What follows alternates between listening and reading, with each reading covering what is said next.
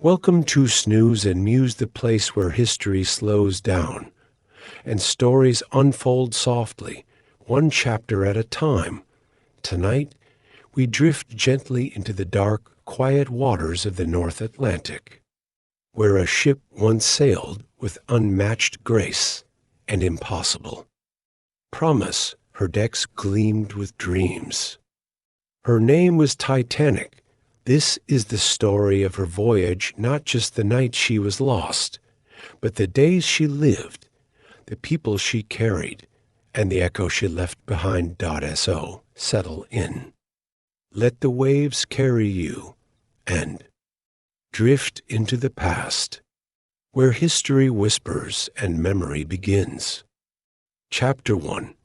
A ship born in dreams. At the turn of the 20th century, the world stood in quiet awe of its own creations. Smoke trailed from iron locomotives as they thundered across continents, stitching nations together. Cities glowed with the electric buzz of invention, and factories pulsed with the rhythm of progress. The sky, once the domain of birds and dreams, now belonged at least in ambition to mankind. It was a time when people believed they could bend nature to their will. The sea, the sky, the very elements themselves were no longer untouchable. Mysteries. They were challenges. And humankind, it seemed, was ready to rise. This was the machine age, an era when everything felt possible. Steam powered not just engines, but imaginations. Steel framed not just buildings, but belief. In homes, radios crackled with news from afar. On streets, the first automobiles coughed to life and rattled past horse-drawn carts. Telephones sang, with voices that had crossed miles in seconds. The world had never moved faster. In this atmosphere of unstoppable invention, one idea began to take shape: not to fly, but to float. To cross the Atlantic was, for decades, an arduous journey. But now, people imagined doing so in luxury, safety, and style. Ships had always been functional. But what if they could be beautiful? What if they could be majestic? What if the ocean, wild and unpredictable, could be crossed not just in safety, but in splendor? The White Star Line's grand gambit, the heart of this new vision, was a shipping company called the White Star Line. Founded in the mid-1800s, it had always competed for space on the Atlantic. But by the early 1900s, the stakes had changed. Rival companies, especially the British Cunard Line, were dominating the seas with sleek, fast vessels like the Lusitania and the Mauretania. Speed was the badge of honor. Newspapers charted crossing times like Olympic scores. The race was on, but the White Star Line, under the leadership of J. Bruce Ismay, had another idea. Rather than chase speed, they would chase splendor.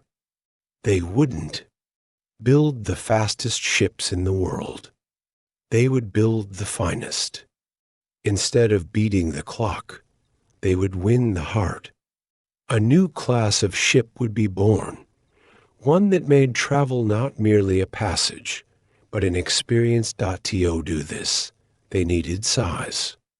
Size meant space, and space meant luxury. Their goal was to create ships so large that passengers would forget they were even at sea. Ships that would glide across the Atlantic like floating hotels.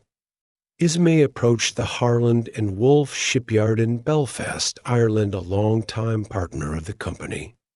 There, he found eager allies in Lord Peary, chairman of the yard, and Thomas Andrews, a young, meticulous ship designer. Together, they dreamed not of one ship, but three. The trio would be called the Olympic-class liners: the Olympic, the Titanic, and the Britannic. Each would outshine the last. Each would raise the bar of human engineering. Titanic, the second of the trio, would become the most famous not for her design alone, but for the story history had in store. Even the name Titanic was a declaration. It was not subtle. It was not humble. It was colossal. A nod to the Titans. Of Greek myth mighty, towering, near invincible. A ship named Titanic could not fail. Or so people believed, the dream before the drawings long before Titanic met water. She existed only in whispers and sketches. In the quiet corners of boardrooms, plans were unfurled. Fingers traced blueprints. Pencils shaded possibilities. There was no metal yet, no engine, just the hum of ideas under gaslight. The vision was detailed. Titanic would be more than a ship. She would be an icon, a monument to man's mastery of steel and steam. Her rooms would be modeled after royal palaces. Her decks would stretch longer than city blocks. Her engines would power not just motion, but prestige. There would be no wood left unpolished, no lamp left unlit. The design team, led by Thomas Andrews, considered everything from the curve of a railing to the softness of the carpet. Artists were consulted. Architects were inspired. And beneath all this grandeur, there was a deep belief that such a ship could not just cross the ocean. She could change it, but the dream was not just artistic. It was financial. It was strategic. The White Star Line believed that Titanic and her sister ships would define a new era of travel. First-class passengers would pay dearly for the experience. Even second-class travelers would find comfort beyond anything they'd known.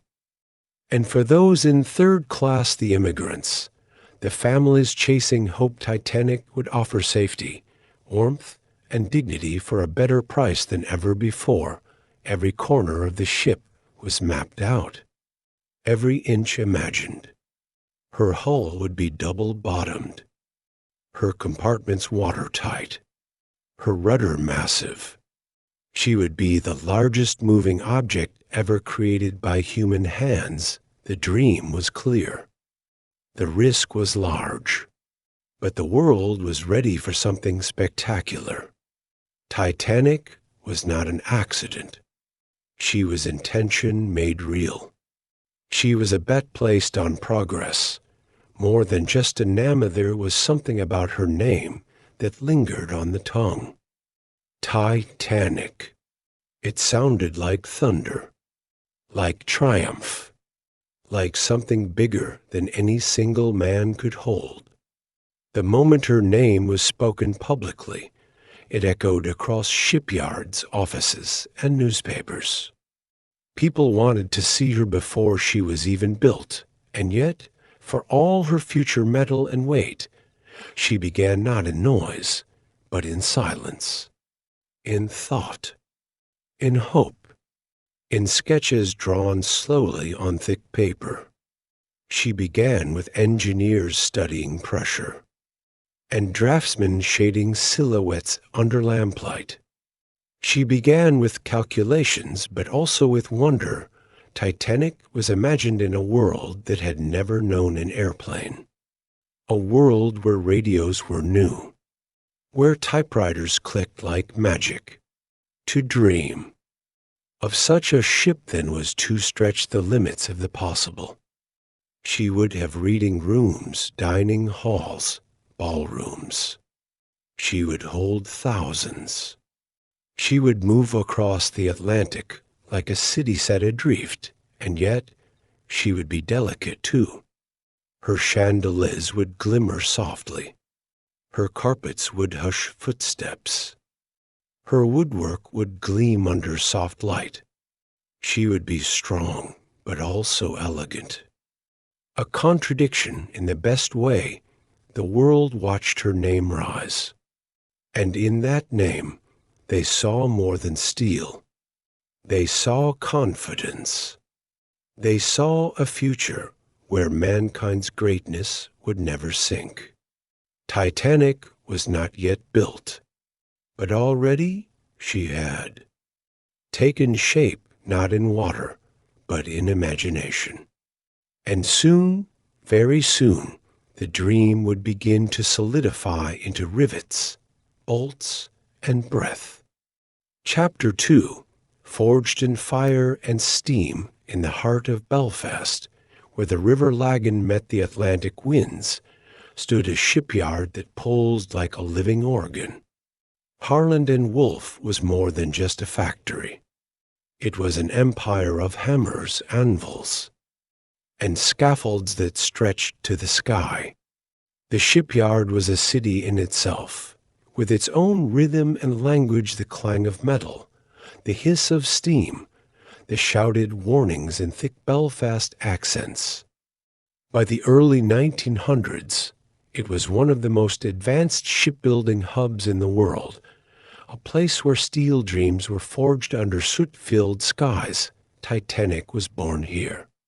But before she had a name, she was known only as number 401, a set of blueprints, contracts, and expectations. She would be built alongside her sister, the Olympic, both part of the White Star Line's grand gamble. The yard swelled with workers, thousands of them, moving like a colony of ants over the steel skeletons, taking shape. Boys as young as 14 fetched tools. Men climbed steel beams without harnesses. There was no glamour here, only work. Endless, back-breaking, blistering work.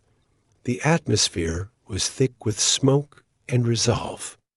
Coal dust-coated boots, oily smudges, marked skin. The pace was relentless, and yet there was pride. Pride in the size of the gantries, in the shine of new rivets, in the very idea that what was being built would soon carry royalty, celebrities, and immigrants alike across an ocean. The workers may not have worn tuxedos, but they knew they were.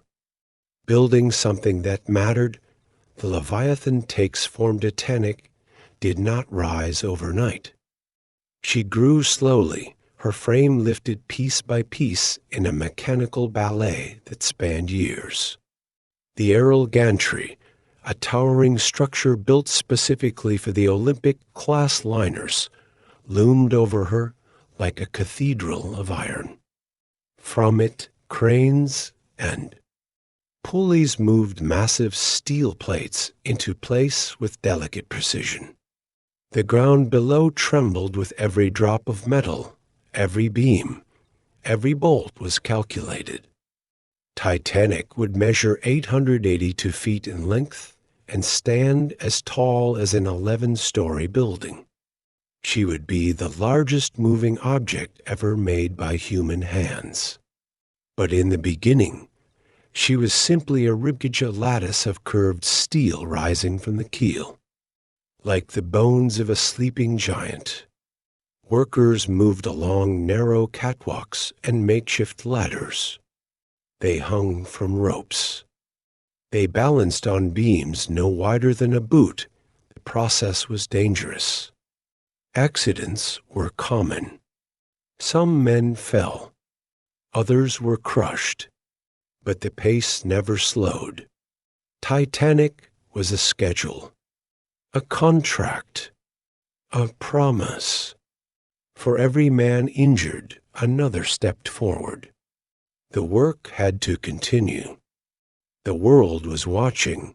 Rivets, millions of them, were pounded into place by hand. These tiny fasteners held together the massive steel plates that formed the ship's hull. Teams of men, known as rivet gangs, worked in rhythm. One heated the rivet, one held it with tongs, one pounded it home with a heavy hammer. Sparks flew. Ears rang. Fingers blistered. But the hull came together like a puzzle of thunder and flame. Below decks, the massive reciprocating steam engines were assembled like ancient artifacts. They were not just functional. They were beautiful. Each part polished and measured. These engines would one day drive Titanic forward, through calm waters and unbeknownst to them toward history. Men of the metal for every chandelier Titanic would one day hold, there was a man who had bled to hang it. For every smooth banister, a blistered hand that carved it. The ship was not just steel. It was sweat. It was sacrifice. It was Belfast bone and Belfast blood. The men who built Titanic were welders, carpenters, trimmers, and caulkers. They were fathers and sons. Some were skilled craftsmen with years of experience. Others were just boys, learning to walk across beams before they were old enough to shave. They came to the yard in the early hours and left in darkness, their bodies aching, their lungs filled with dust. But they returned, day after day died in winter. Their breath hung in the air like fog. In summer, they wiped sweat with sleeves stained black with coal. The wages were modest. The risks were many. But there was pride in being part of something so large, so rare. Titanic was not just another job. She was a monument. And her builders knew it. Many of them would never see the ocean.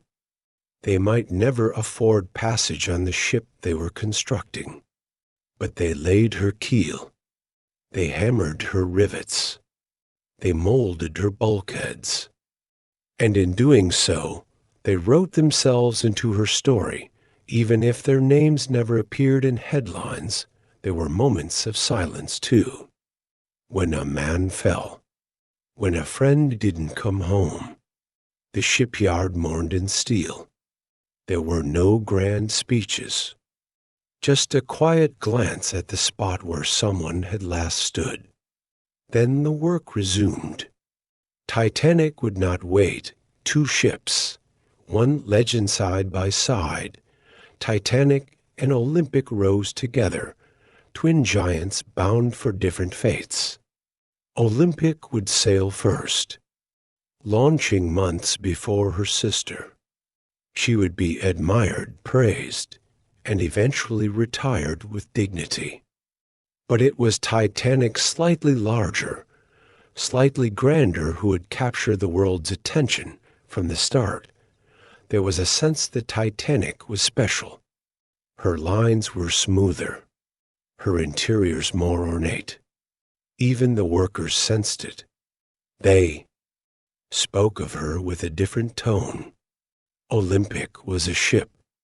Titanic was something else. By May 31st, 1911, Titanic was ready for launch.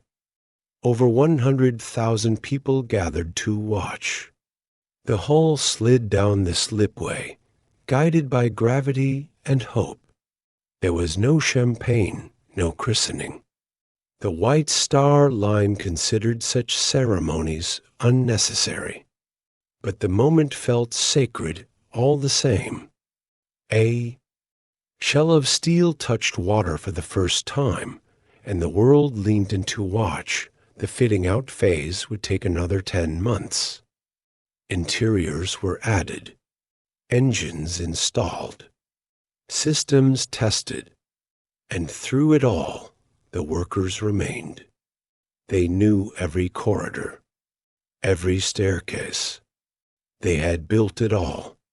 When Titanic finally sailed in April of 1912, she carried not just passengers, but the silent legacy of thousands of lives shaped in fire and steam. Their fingerprints would never fade. Not from the walls, not from the history. For long before Titanic became a headline, she was a heartbeat. In Belfast, in steel, in men who built something they could never own. Chapter 3, A Palace on the Sea. Titanic wasn't simply built to cross the ocean. She was built to hold a world within her steel walls, a floating society that mirrored the one left behind on land. Her decks told the story of that society. From privilege above to perseverance below. At the very top was the boat deck, open to the sea and sky, where lifeboats rested in silence, and passengers of the highest class took their morning walks wrapped in fine coats and pleasant conversation. Below it, the promenade deck stretched wide, lined with railings, chairs, and sweeping views. Reserved mainly for first-class guests, it was a place for strolling, reading, or simply watching the horizon blur softly into mist. The air was cleaner. Up here, the noise quieter, the presence of the sea more gentle than wild.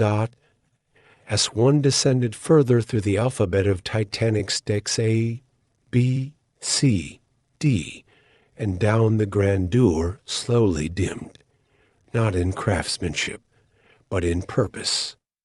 First-class suites rested in the upper layers, where the windows let in morning light and mahogany walls gleamed. Second-class accommodations followed, comfortable, practical, quietly dignified. Teachers, ministers, clerks, and middle class.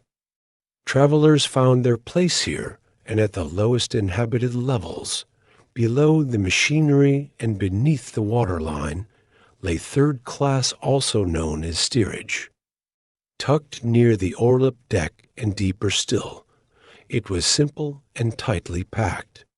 There were bunk beds and communal bathrooms, narrow hallways and shared spaces. But there was also laughter, resilience, and dreams, ones that didn't need chandeliers. To shine. In between these living layers beat the heart of the ship. The engine rooms and boiler rooms stretched out like vast caverns, filled with heat, clangs, and constant movement. Above them, silence. Below them, fire. Titanic was not a ship with a single soul. She was many lives stacked one above the other, moving together through the sea. The grand staircase and gilded dream step into Titanic's heart, and you would find yourself in a room that didn't feel like a room at all. It felt like a vision. The grand staircase, rising and curving through multiple decks, was not just a way to move between levels. It was a performance space, a declaration of elegance, carved from warm, polished oak. The staircase wrapped gently around itself like a ribbon of wood and time. Its balustrades were trimmed with scrollwork and grace. The steps echoed softly under the feet of lords and ladies, businessmen and heiresses. At its crown, a stained glass dome filtered sunlight into golden hush. Light danced through it and landed on polished surfaces, a show of wealth choreographed. In stillness, a clock stood above the landing, framed by two allegorical figures, honor and glory crowning time. It watched over the scene like a quiet sentinel. Beneath it, conversations paused. Gloves were adjusted. Secrets passed between smiles. Here, Titanic was at her most theatrical. Here, her guests were reminded they were not merely traveling, they were existing in something unforgettable. The grand staircase was the centerpiece of a much wider world of splendor. First-class rooms were designed not merely for comfort, but for admiration. There were drawing rooms with gilt mirrors and velvet armchairs. Smoking rooms paneled in rich wood, where cigars met whispers of empire. A Parisian-style café welcomed guests with potted palms and soft music. The Turkish bath, marble-lined and softly lit, offered escape within escape that at no expense had been spared. The materials came from across Europe: Italian marble, English oak, French linens. Every wall had a texture, every fixture a flourish. Even the ceilings bore soft patterns to catch the eye and cradle the imagination. Titanic was a ship, but she dressed like a palace. And for a few days, as she glided across calm waters, her passengers floated through a dream made of gold and glass. Third-class hope far below the ornate ceilings and private promenades. Another world lived. It did not gleam with polish or pulse, with orchestras, but it beat steadily with voices, with stories, with dreams that burned quietly through narrow hallways and shared cabins. Third-class accommodations were practical, compact, and surprisingly clean for their time.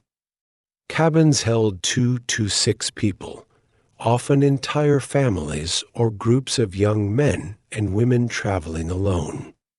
The furniture was modest. The bedding was simple. But for many, this was the most comfortable passage they had ever known.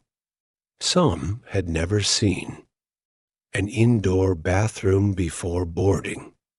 Others had never left their village. Meals were hearty and served in large communal dining rooms. Stew, bread, and tea filled stomachs, while laughter and language spilled across tables. Passengers hailed from Ireland, Scandinavia, Eastern Europe, and beyond, their accents weaving together in a kind of hopeful melody. Some came for work. Others chased reunions. Many sought a future that was simply better than what they had. Left behind in the evenings, music drifted up from the lower decks. Fiddles played. Feet danced. Children clung to parents or chased each other down hallways dimly lit. The voyage, though confined, held a feeling of movement, not just across the sea, but across time. They were sailing toward something new, something bright. A beginning, while first-class passengers dressed for dinners with pearls and tuxedos, third-class travelers wrapped themselves in coats stitched by relatives, scarves worn for luck. Their wealth was not in coins, but in courage, the gates between. Classes were literal, yet invisible ones also existed. Steerage passengers could not wander the upper decks freely. Their world remained below. And yet, within it, community bloomed. Hope whispered. Lives unfolded. Titanic held them all. In one vessel, one story. And though the ship was built to impress the elite, it also carried the weight of ordinary people who dreamed just as deeply. A floating societate in Innick was more than transportation. She was a stage, and everyone aboard played a part. From the bridge to the boiler room, from the finest suite to the humblest bunk, each person moved through a space that reflected their place in a greater world. Class divisions were not new, but never before had they been stacked so literally. So physically, so visibly, the higher one lived, the more sky they saw, the more doors opened, the more silence welcomed them. Below, space narrowed, and footsteps crowded. But the dreams were no smaller. The ambitions, no less profound. The ship was built in layers not just of decks and decor, but of society. It was an ocean liner, yes, but also a symbol of beauty, of belief, of what people hoped for and what they were willing to accept. And in this layered world, Titanic glided forward across waters calm and cold, carrying with her not just passengers, but reflections of the time. As she moved, her chandeliers shimmered, her engines hummed, her carpets muffled the sound of shoes, of dreams, of history being quietly written. And in those early days of her journey, long before disaster would ever touch her, Titanic was complete. She was a palace, a promise, a floating world where every level, every step, every breath spoke of a moment suspended in time. Chapter 4. The people who gave her life. At the very top of Titanic's chain of command stood a man with snow-white whiskers and steady blue eyes, Captain Edward John Smith. To the passengers, he was a figure of certainty, experienced, polished, reassuring. They called him the millionaire's captain because of his popularity among the rich. After decades at sea and a celebrated career with the White Star Line, Titanic was to be his final command before retirement. It was meant to be a graceful goodbye, a swan song voyage on the most magnificent ship ever made. Smith walked the ship like a man who knew every creak of wood, every gust of wind. His presence calmed guests, soothed nerves, and inspired trust. Beside him stood a team of officers trained, composed, and chosen with care. Chief Officer Henry Wilde had been pulled from Olympic to join Titanic at the last moment. First Officer William Murdoch, Second Officer Charles Lightoller, Third Officer Herbert Pittman, each one with his own history, each one wearing the weight of responsibility stitched into their Navy uniforms. Their world was one of charts and decisions, navigation and vigilance. They stood on the bridge wrapped in cold air, scanning the horizon with narrowed eyes and calm minds. Their work was quiet, orderly, and timed. Iceberg warnings came and went. They adjusted course, logged entries, checked instruments. There was no panic, not yet. Just protocol. They could not know what lay ahead. That history would one day whisper their names with both reverence and ache. For now, they simply did their jobs, unaware that soon they would be tested not by routine, but by the weight of impossible decisions in the freezing dark. Stewards, firemen, and bellboys beneath the polished railings and velvet drapes, the true machinery of Titanic ran not only on steam, but on human hands. They were not celebrated in papers or remembered in statues, but they gave the ship her rhythm, the quiet beat of work, care, and devotion. Stewards glided through the corridors in white jackets and polished shoes. They knew every suite, every dining schedule, every guest's preferences. They fetched luggage, made beds, served meals with quiet grace. They were the ones who knew which child liked sugar in her tea and which gentleman wanted extra starch in his collar. Their service was invisible, seamless and essential. In the depths of the ship, firemen worked in sweltering darkness. shirtless. Soaked in sweat, they fed coal into the furnaces hour after hour. The fire never stopped.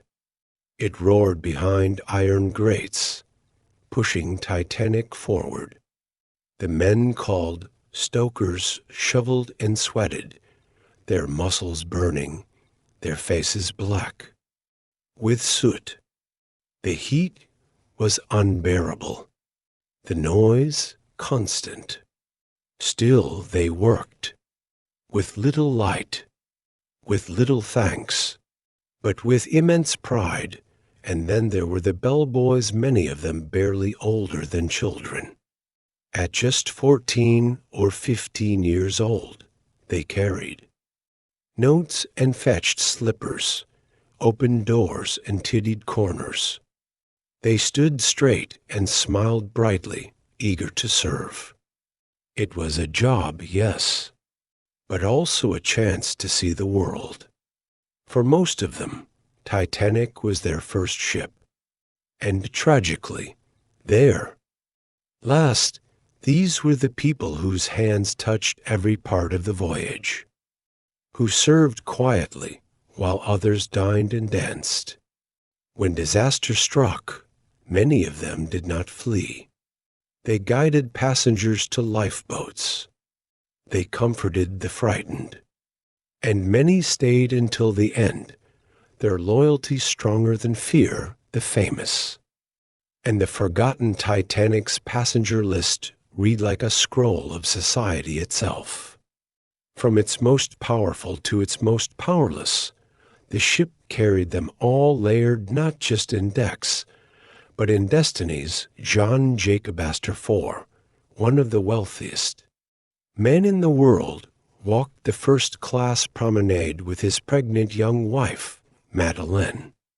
They had just returned from an extended honeymoon in Egypt and Europe.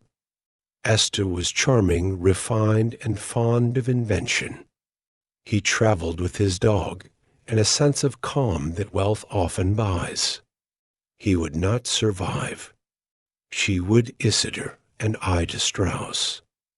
Co-owners of Macy's department store were deeply devoted to one another. When offered a seat in a lifeboat, Ida refused to leave her husband's side. "We have lived together for many years. Where you go, I go," she said. They were last seen sitting on deck chairs, hand in hand. Then there was Benjamin Guggenheim, who changed into evening wear as the ship tilted and declared, "We are dressed in our best and are prepared to go down like gentlemen." Lady Duff Gordon, a fashion designer known for scandal and style, also boarded Titanic. And Margaret Brown, later immortalized as the unsinkable Molly Brown, who helped row her lifeboat and gave away blankets to those colder than herself. But for every millionaire in the staterooms, there were families in steerage, bundled, closed in small cabins, dreaming of a better life. Irish girls seeking work as maids. Swedish carpenters hoping to join brothers in Chicago. Polish laborers who knew only the English words for New York. And yes, third class was filled with hope more than comfort. Meals were simple bread, stew, tea, and spaces were shared. But for many, Titanic was a golden ticket. Their smiles were just as wide. Their dreams just as deep. Children chased each other down narrow hallways. Mothers nursed babies wrapped in hand-stitched quilts. Fathers clutched papers, passports, letters, destination addresses. They weren't in photographs. They weren't in headlines. But they were there alive. With expectation, some would be saved. Most would not. But all were passengers, each with a story that began long before Titanic and ended too soon because of her. A ship full of souls. It's easy to look at Titanic and see only metal, the rivets, the decks, the towering funnels. But within her walls, she was something else entirely. She was voices. She was footsteps. She was laughter, doubt, longing, and memory. Each person who stepped aboard carried a reason, a journey, a name. Some sought luxury, others liberty. Some wanted to be seen, others simply wanted to begin again. Together, they formed a floating portrait of humanity, rich and poor, bold and timid, celebrated and unseen. When the ship moved, they moved with her. When the band played, they listened. When the sky darkened and the waters rose, they stood together or apart, facing what no one had imagined, and long after the ship was gone, their stories remained, not as numbers, but as echoes. In letters unsent, in jewelry lost and found, in memories passed from generation to generation, Titanic was not just steel, she was spirit. And it was the people from the captain to the coalman, from heiresses to hopeful strangers who gave her life. They boarded a ship. They became part of history. And in our remembering, they sail still. Chapter 5.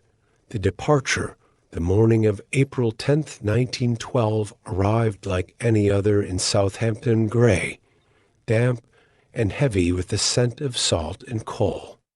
But something extraordinary stirred in the harbor. A shape vast and unfamiliar loomed beside the docks like a sleeping mountain made of steel. Titanic. Her name whispered through the mist as people gathered, their coats buttoned high, their breaths rising in small clouds. At T-berth 44, dock workers moved quickly, lifting trunks, steadying carriages, and calling out instructions. The ship let out a long, low groan, a sound deep enough to rumble the chest, as if testing her lungs for the first time. Birds scattered from the rigging, flapping against the gray sky. The water trembled beneath her bulk, and the ropes creaked. Stretched taut between the dock and the future, families lined the edge of the wharf. Some waved handkerchiefs with forced cheer. Others stood silent, hands clasped tightly. For many, this was not goodbye for a day, it was farewell for years. Or forever. The ocean that separated continents also separated lives, and Titanic was the bridge across that uncertainty. There was no grand music, no fireworks, just the quiet hum of industry, the occasional cheer, and the low, constant rumble of engines below. The largest ship ever built was about to move. And yet, in that moment before motion, the world held its breath, boarding with hope from early morning until midday. They came by foot, by cart, by polished motor car. The privileged arrived first, stepping from leather-upholstered carriages, with maids trailing behind, trunks monogrammed and polished. Fur-wrapped women lifted their hems over puddles. Men in bowler hats lit cigarettes with gloved hands, speaking softly about New York, about investments, about luxury. They were led through private gangways, escorted directly to staterooms that resembled hotel suites more than ship cabins. Each space adorned in soft carpets, silk wall coverings, fresh flowers in vases. Their journey began not with awe, but with expectation, the expectation the Titanic would deliver comfort, privacy, and status at sea. Next came the second class. Passengers, arriving with modest luggage and steady eyes. They were teachers, clerks, engineers, people who knew the value of saving, who traveled not to indulge but to rise.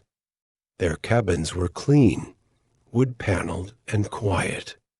For many, this was the first time they had seen so much polish, so much order in travel, and then came the tide of third-class families with children, young men with calloused hands, women with shawls pulled tight. They stepped from wagons and trains with fewer bags but fuller hearts. Their clothes were worn but clean, their eyes wide. Tickets clutched tightly, accents mixing in the air like bird-song Irish, Swedish, Polish, Italian. They waited in long lines, answering names at the check-in desk, passing through inspections and corridors that narrowed before opening onto a gangway that led to something enormous. Some children cheered at the sight of the ship. Others clung to their mothers. One step across the threshold, and their old world was behind them. Titanic didn't just carry them across an ocean. She carried them across a dividing line of life itself, a ship in motion, a world in waiting. At exactly 12 o'clock noon, the ropes fell away. The ship shuddered gently. The harbor swirled in slow spirals of water as her propellers stirred for the first time. The ocean, wide and waiting, opened like a path before her. Titanic began to move. She did not leap. She glided. Her vast body shifted with impossible grace, slipping away from the dock like a sigh. People waved. Children shouted. Some wept. Others stood perfectly still, watching the lines go slack. The gap widened between wood and steel, between land and sea.as. She eased through the harbor. A strange thing happened. The suction created by her size caused the nearby SS New York, a much smaller ship, to break its moorings and drift toward her. Tugboats rushed in, horns sounded, and for a moment it looked like Titanic's maiden voyage might end before. It began, but the danger passed. The ships missed each other by feet, not inches, and the crowd on shore let out a collective breath. It was an omen, some would later say. But on that day, it was just a curious story to tell over dinner.by evening. Titanic had made her first stop Cherbourg, France. Smaller boats brought new passengers aboard, and others disembarked. Then she sailed again. The next morning, she stopped once more in Queenstown, Ireland, the final port before the open sea. There, the last of the third-class passengers climbed. Aboard. Some kissed the ground before leaving. Others waved to mothers standing on distant hills, knowing it might be the last time they'd be seen. At 1:30 p.m. on April 11th, Titanic turned westward. She left the Irish coast behind, and with it, the last sight of Europe. The journey had truly begun. Back on shore, newspapers printed updates. Cameras had captured her departure. Artists sketched her silhouette from memory. Children reenacted her departure with toy boats in puddles. And across drawing rooms and dinner tables, the name Titanic was spoken with and a one, not captain, not stoker, not child knew what waited in the dark water ahead. But for now, she moved. Forward. Strong. Silent. Beautiful, and the world watched her go. Chapter 6.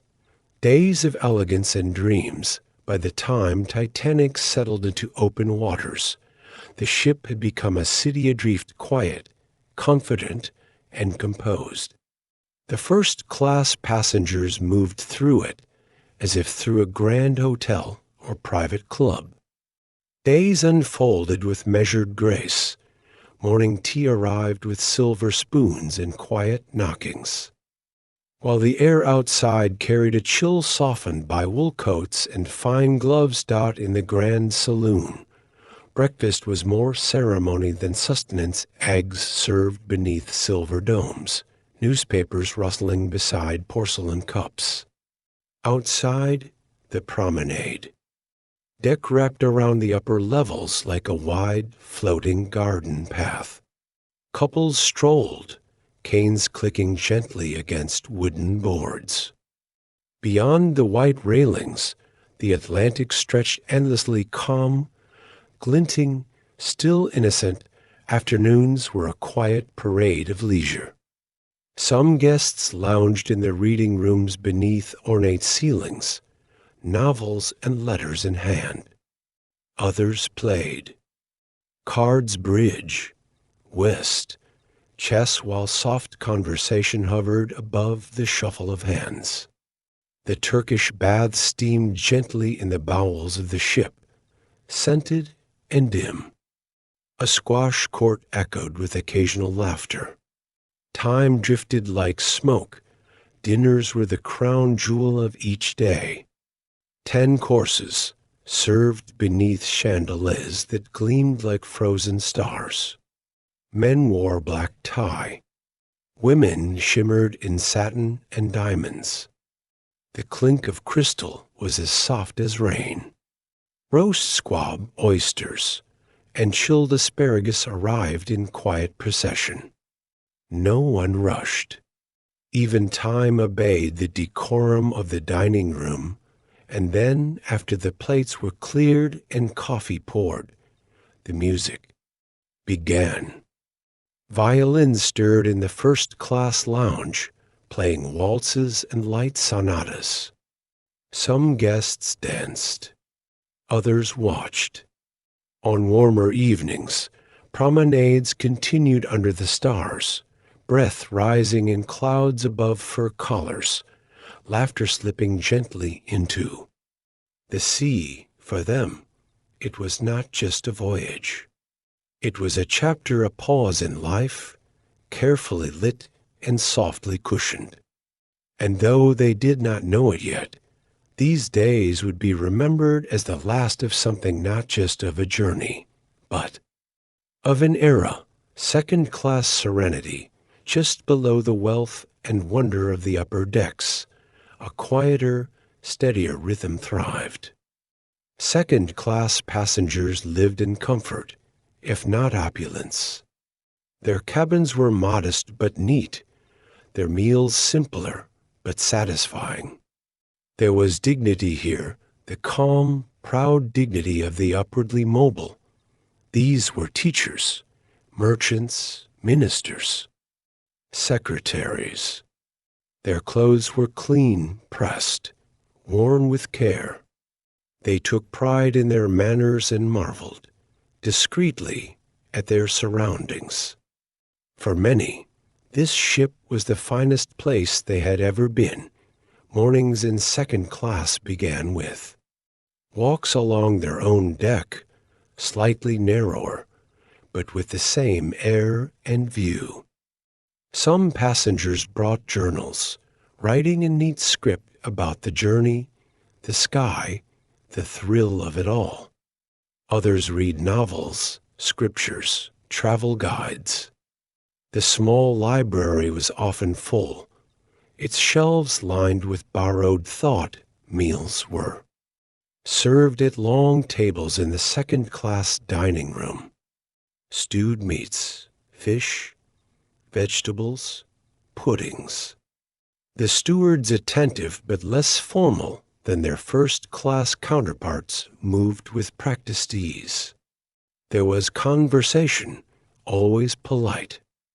Questions about destinations. Stories of work.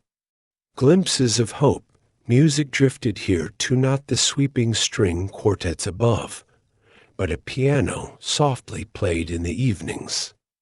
Some passengers gathered to sing hymns or popular ballads. Others listened from a distance, eyes closed, hands folded. The second-class lounge, with its green leather chairs and wooden trim, became a refuge for reflection. Letters were written here to children left behind, to friends in new cities waiting with open arms. Dreams were put to paper, quietly, in ink and intention. There was ambition on this level, not the kind that shouts, but the kind that builds. Brick by brick, word by word. These passengers weren't born to wealth, but they believed in progress, in education, in change. They looked forward, and Titanic, for a time, carried them with promise, laughter below deck, deep within the ship. Far from the chandeliers and teacups, third class came alive with a different kind of wealth, the kind that cannot be counted in coins or titles. Here, life was communal. Families shared cabins with bunk beds and small portholes. Single travelers were placed together in rooms by gender or age. Privacy was scarce, but company was plenty. And despite the closeness, or perhaps because of it, joy found a foothold. Mornings began early with the shuffling of boots, the laughter of children, the clang of kettles. Tea was poured into tin mugs. Bread was sliced, buttered, passed around. The food was plain but filling: porridge, potatoes, stews. There were no menus, but there was warmth throughout the day. Third-class passengers wandered narrow corridors, children darting between legs, mothers calling gently behind. Young men stood at railings, staring out at the ocean that would soon deliver them to opportunity. Some sang, others smoked. The air buzzed with dialects and dreams: Irish, Italian, Scandinavian, Yiddish, Greek, and at night, after dinner was cleared and children tucked in, music rose from the lower decks. Not the polished melodies of the upper classes, but the beating heart of folk songs played on fiddles, sung in harmonies born of land and longing. Feet stomped, hands clapped. Laughter bounced off the steel walls. They danced in boots and stocking feet. They danced with arms wide, cheeks flushed, eyes closed. It wasn't performance. It was relief, release, a way to remind themselves and the world above that they were not poor in spirit. Some had never seen a ship before this voyage. Some had never left their village. But here they were halfway between the past and the possible. Titanic carried their hopes like lanterns in the dark. And for a few days, in the belly of a ship headed west, they believed the rhythm of a floating world. For 4 days, Titanic moved through calm seas and softer skies. She became not just a vessel, but a world apart, suspended between ocean and sky, past and future. The engines hummed below, steady and sure.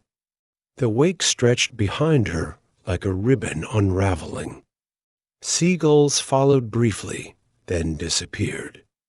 The ocean, deep and blue, cradled her gently. Above deck, lives played out, like quiet stories. Children in all classes leaned over railings, curious about the waves. Lovers walked beneath the moon. Letters were written, read, tucked away. Laughter echoed. Conversations were paused by the sound of footsteps or the scent of bread rising. From kitchens below, and all the while, Titanic kept moving. Toward New York. Toward history. .no1 felt danger. Only distance. Only time. Only the sense that something vast and beautiful had been created, a machine of metal. Yes, but also of people, of purpose, of dreams stitched together by steel. These were the days before the name Titanic became legend, before her silhouette belonged to sorrow. In these moments, she was alive, her halls filled with the breath of those who believed in her, who trusted the journey, and though the end neared, quietly and unseen, these days, these 4 days of elegance, of dancing, of dreams would float forever. Chapter 7. The Sea Turns Cold. Sunday, April 14th, 1912. The 4th day of Titanic's maiden voyage. The morning began like the others, with polished shoes clicking on wooden decks and fresh tea served in porcelain cups. There was sunlight on the promenade and crisp sea air that felt almost sharp against the face. It was, by all appearances, another perfect day at sea, but high above the luxury and laughter, the wireless room buzzed. Inside, 2 men sat hunched over Morse keys and receiver coils, Jack Phillips and Harold Bride. They worked tirelessly, the air around them filled with static and dots and dashes, messages from nearby ships, requests from passengers, and updates from the outside world. It was a small room, humming with invisible threads stretched across an ocean. That morning, a ship called the Coronia sent a warning.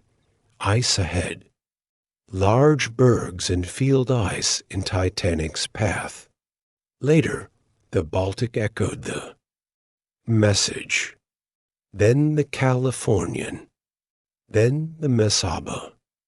All day long, these alerts came calm, precise, professional. They were passed along to the bridge, logged and filed, but the wireless room wasn't just for safety. It was a marvel of modern convenience, a link to the world people were leaving behind. Passengers dictated telegrams to loved ones, business partners, newspapers.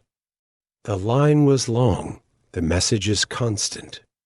Titanic's Marconi wireless was in high demand, and so, amid the alerts, Phillips continued sending telegrams for wealthy clients, pressing keys with tired fingers, chasing a backlog caused by earlier system outages.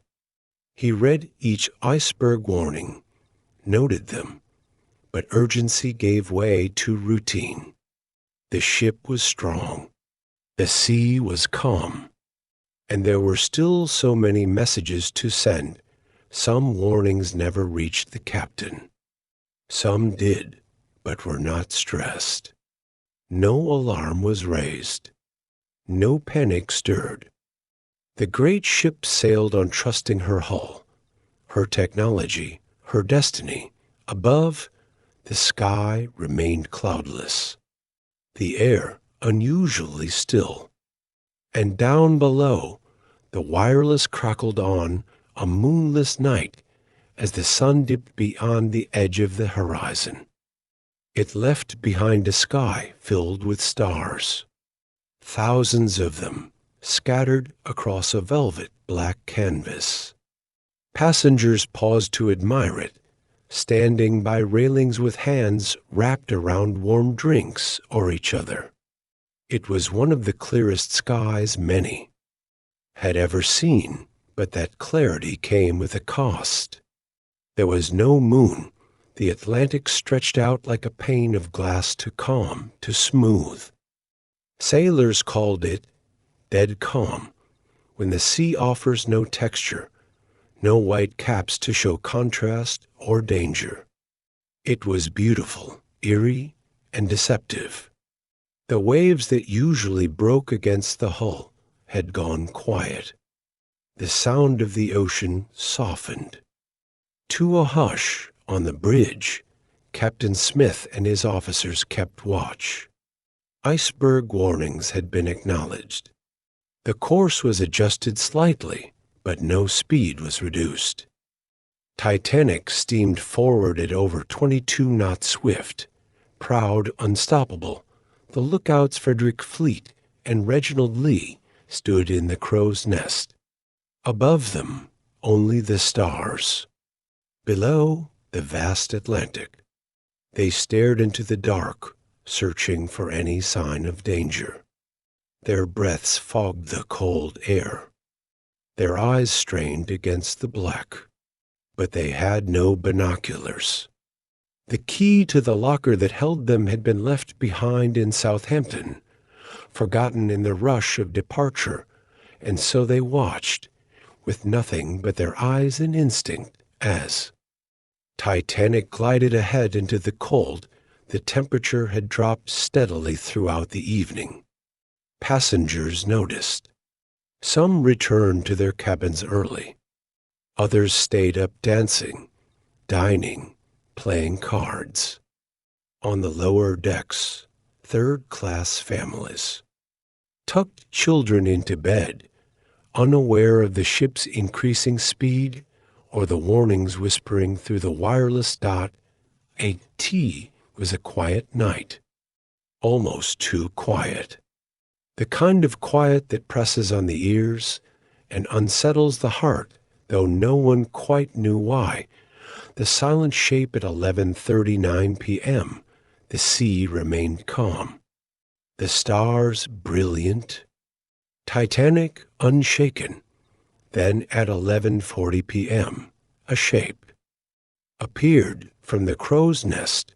Fleet saw at first a dark mass rising against the starlit horizon. It wasn't lit. It made no sound. But it was there, unmistakable. He rang the bell. Once, twice, 3 times. The signal for danger ahead. He reached for the phone and called the bridge. Iceberg right ahead.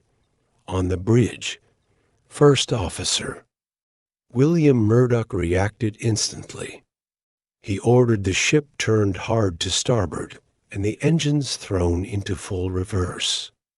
Below deck, telegraphs rang. Men scrambled. Levers moved, but Titanic was not a small ship. She was massive. Her turning. Radius wide.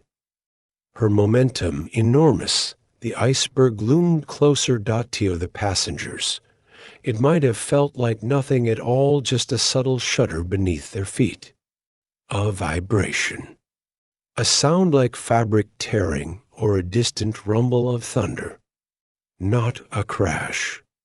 Not an explosion. Just a scrape, but beneath the surface, the damage had already been done.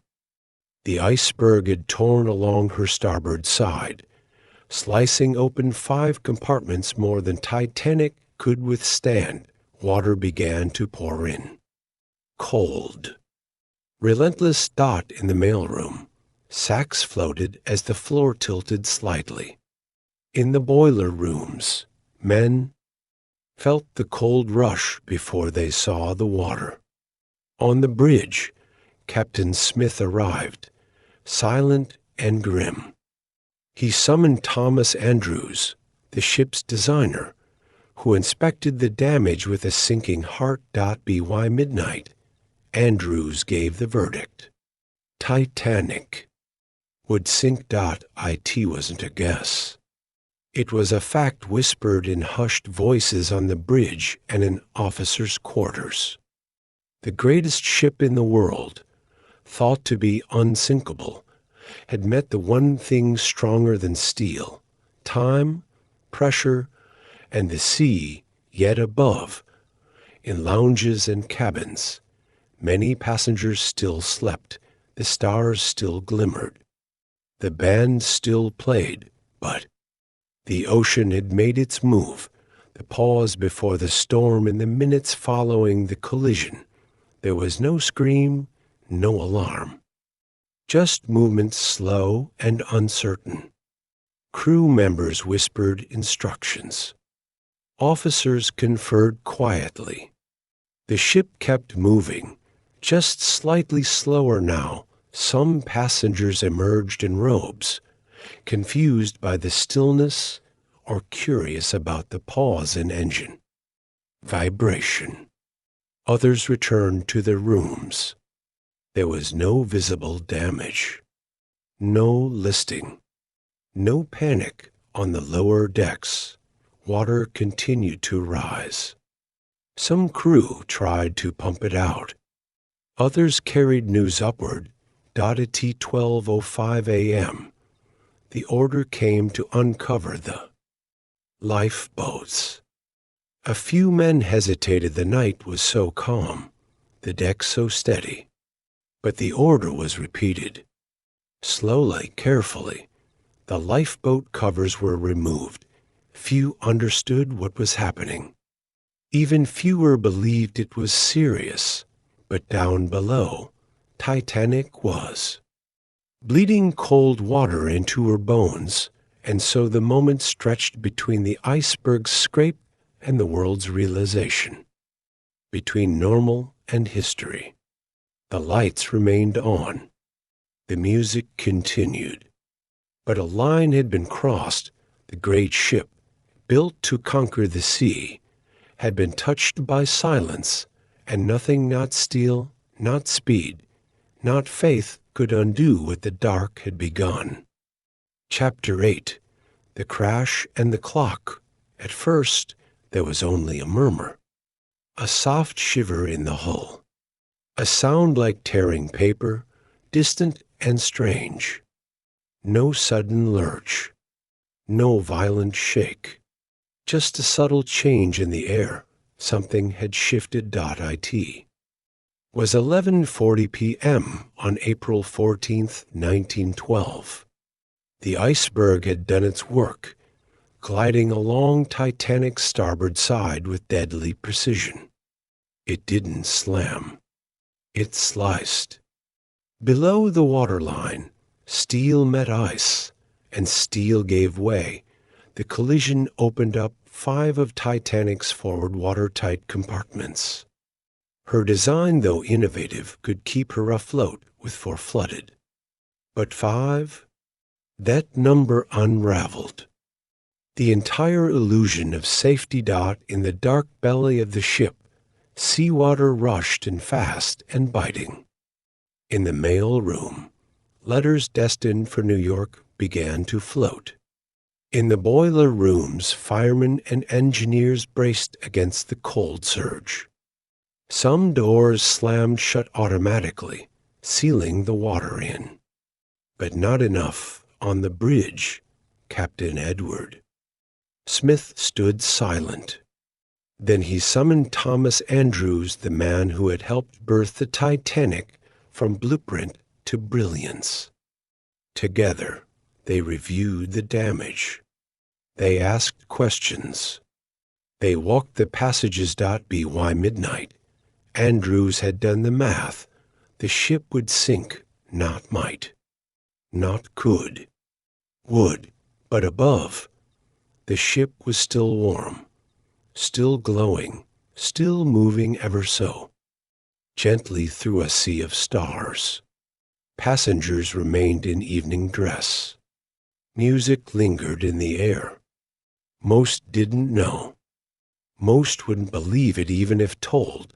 There had been no dramatic crash. No water on deck.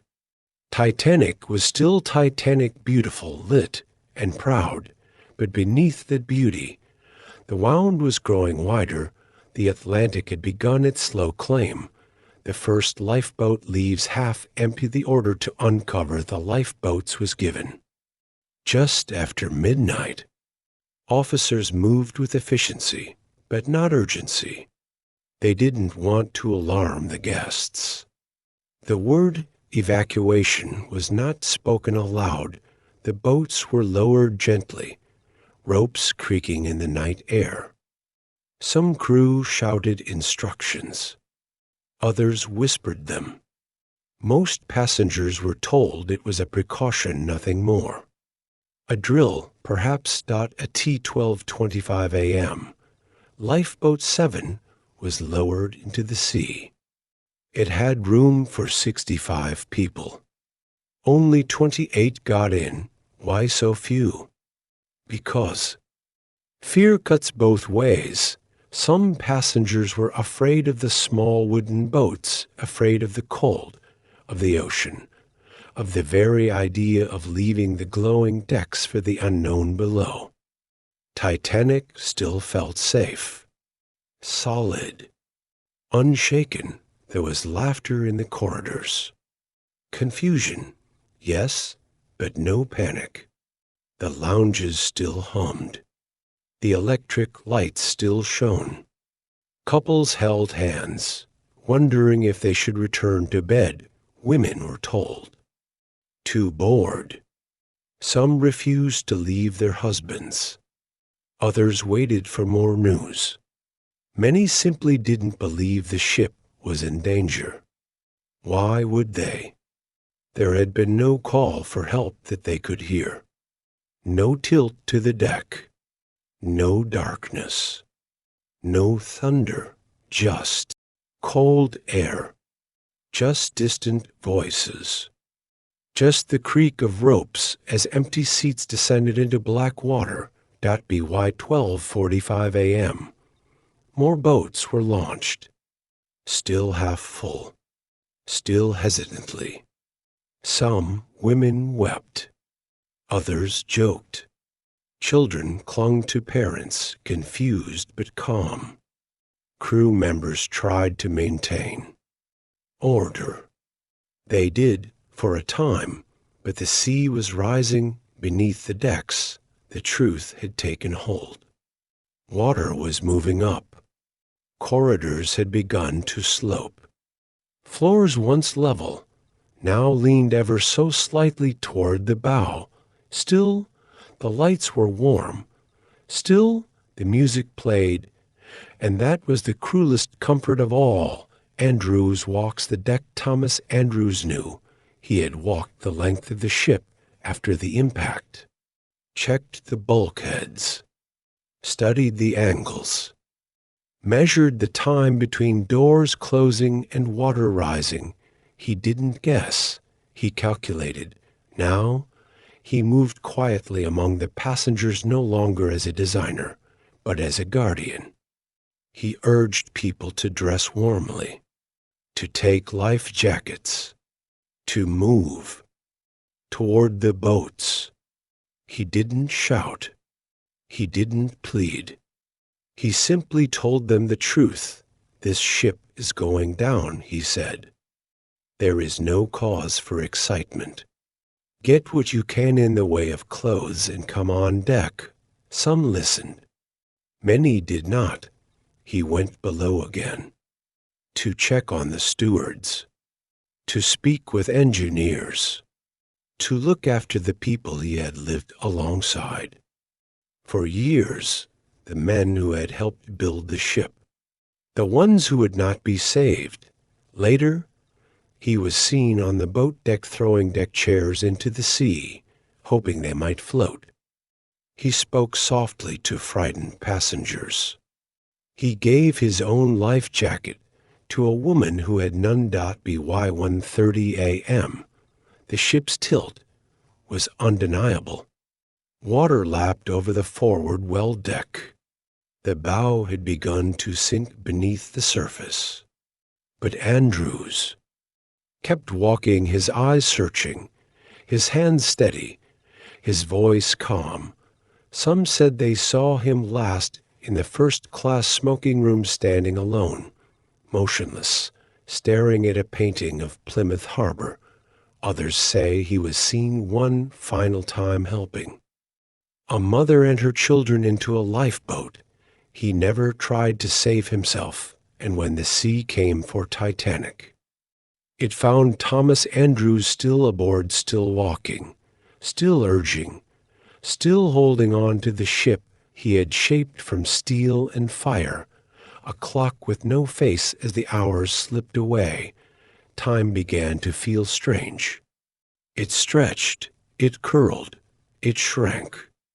Moments felt like lifetimes. Lifetimes passed in seconds. The ship's clocks ticked on, mounted in gilded salons, ticking above staircases, tucked into corners. But they no longer mattered. Only the sea measured time now. .by 2:00 a.m. The bow was far below the surface. The stern was rising. The angle of the deck steepened. Passengers stumbled. Dishes crashed. And still the lights burned. In the wireless room, Jack Phillips continued to send signals. His hands numb, his key cold. "Come quick," he tapped. "We are sinking fast," some ships responded. The Carpathia was on its way, but too far still. Others heard the call, but were too late, too far. Too unsure, the orchestra played on not out of duty, but defiance. Their music drifted upward, into the freezing air, notes rising even as the ship fell, and all around. Choices were being made. Some lifeboats returned. Most did not. Some people prayed. Some sat in silence. Some whispered apologies or final words to the stars above, and as the minutes passed, the stern rose higher, the deck cracked, the lights flickered. Then, at 2:20 a.m., the final moment arrived. Titanic. The great ship of dreams slipped beneath the Atlantic, not with a roar, but a groan, not with fury, but with weight. The sea closed over her decks, her railings, her grand staircase, over the cabins where laughter had lived, over the hallways where footsteps echoed, over Andrews, over musicians, over mothers holding children, and all that remained was silence. The clock had no face, time had no hands, only the cold, only the dark, only memory. Chapter 9. Music, stars, and silence. The cold was settling in like a breathless hush, and the deck, now slanted just slightly more than comfort allowed, had begun to empty in waves, not of chaos, but of quiet decisions. Lifeboats, rocking against the hull, groaned under ropes, while voices echoed with hesitation and farewell. Yet amid all of it, the cold, the tilt, the waiting, there was music, soft at first, then steady. The sound floated from the open space near the grand staircase. It slipped past columns and curled down the promenade deck, wrapping around lifeboats and lanterns, warming the night even as the temperature fell below freezing. Wallace Hartley, Titanic's bandleader, had gathered his musicians. They were not ordered. They were not expected. They simply chose violins, cellos, a piano, no longer instruments of entertainment, but companions for the soul. They didn't play to distract. They played to dignify. Their music offered what the steel could.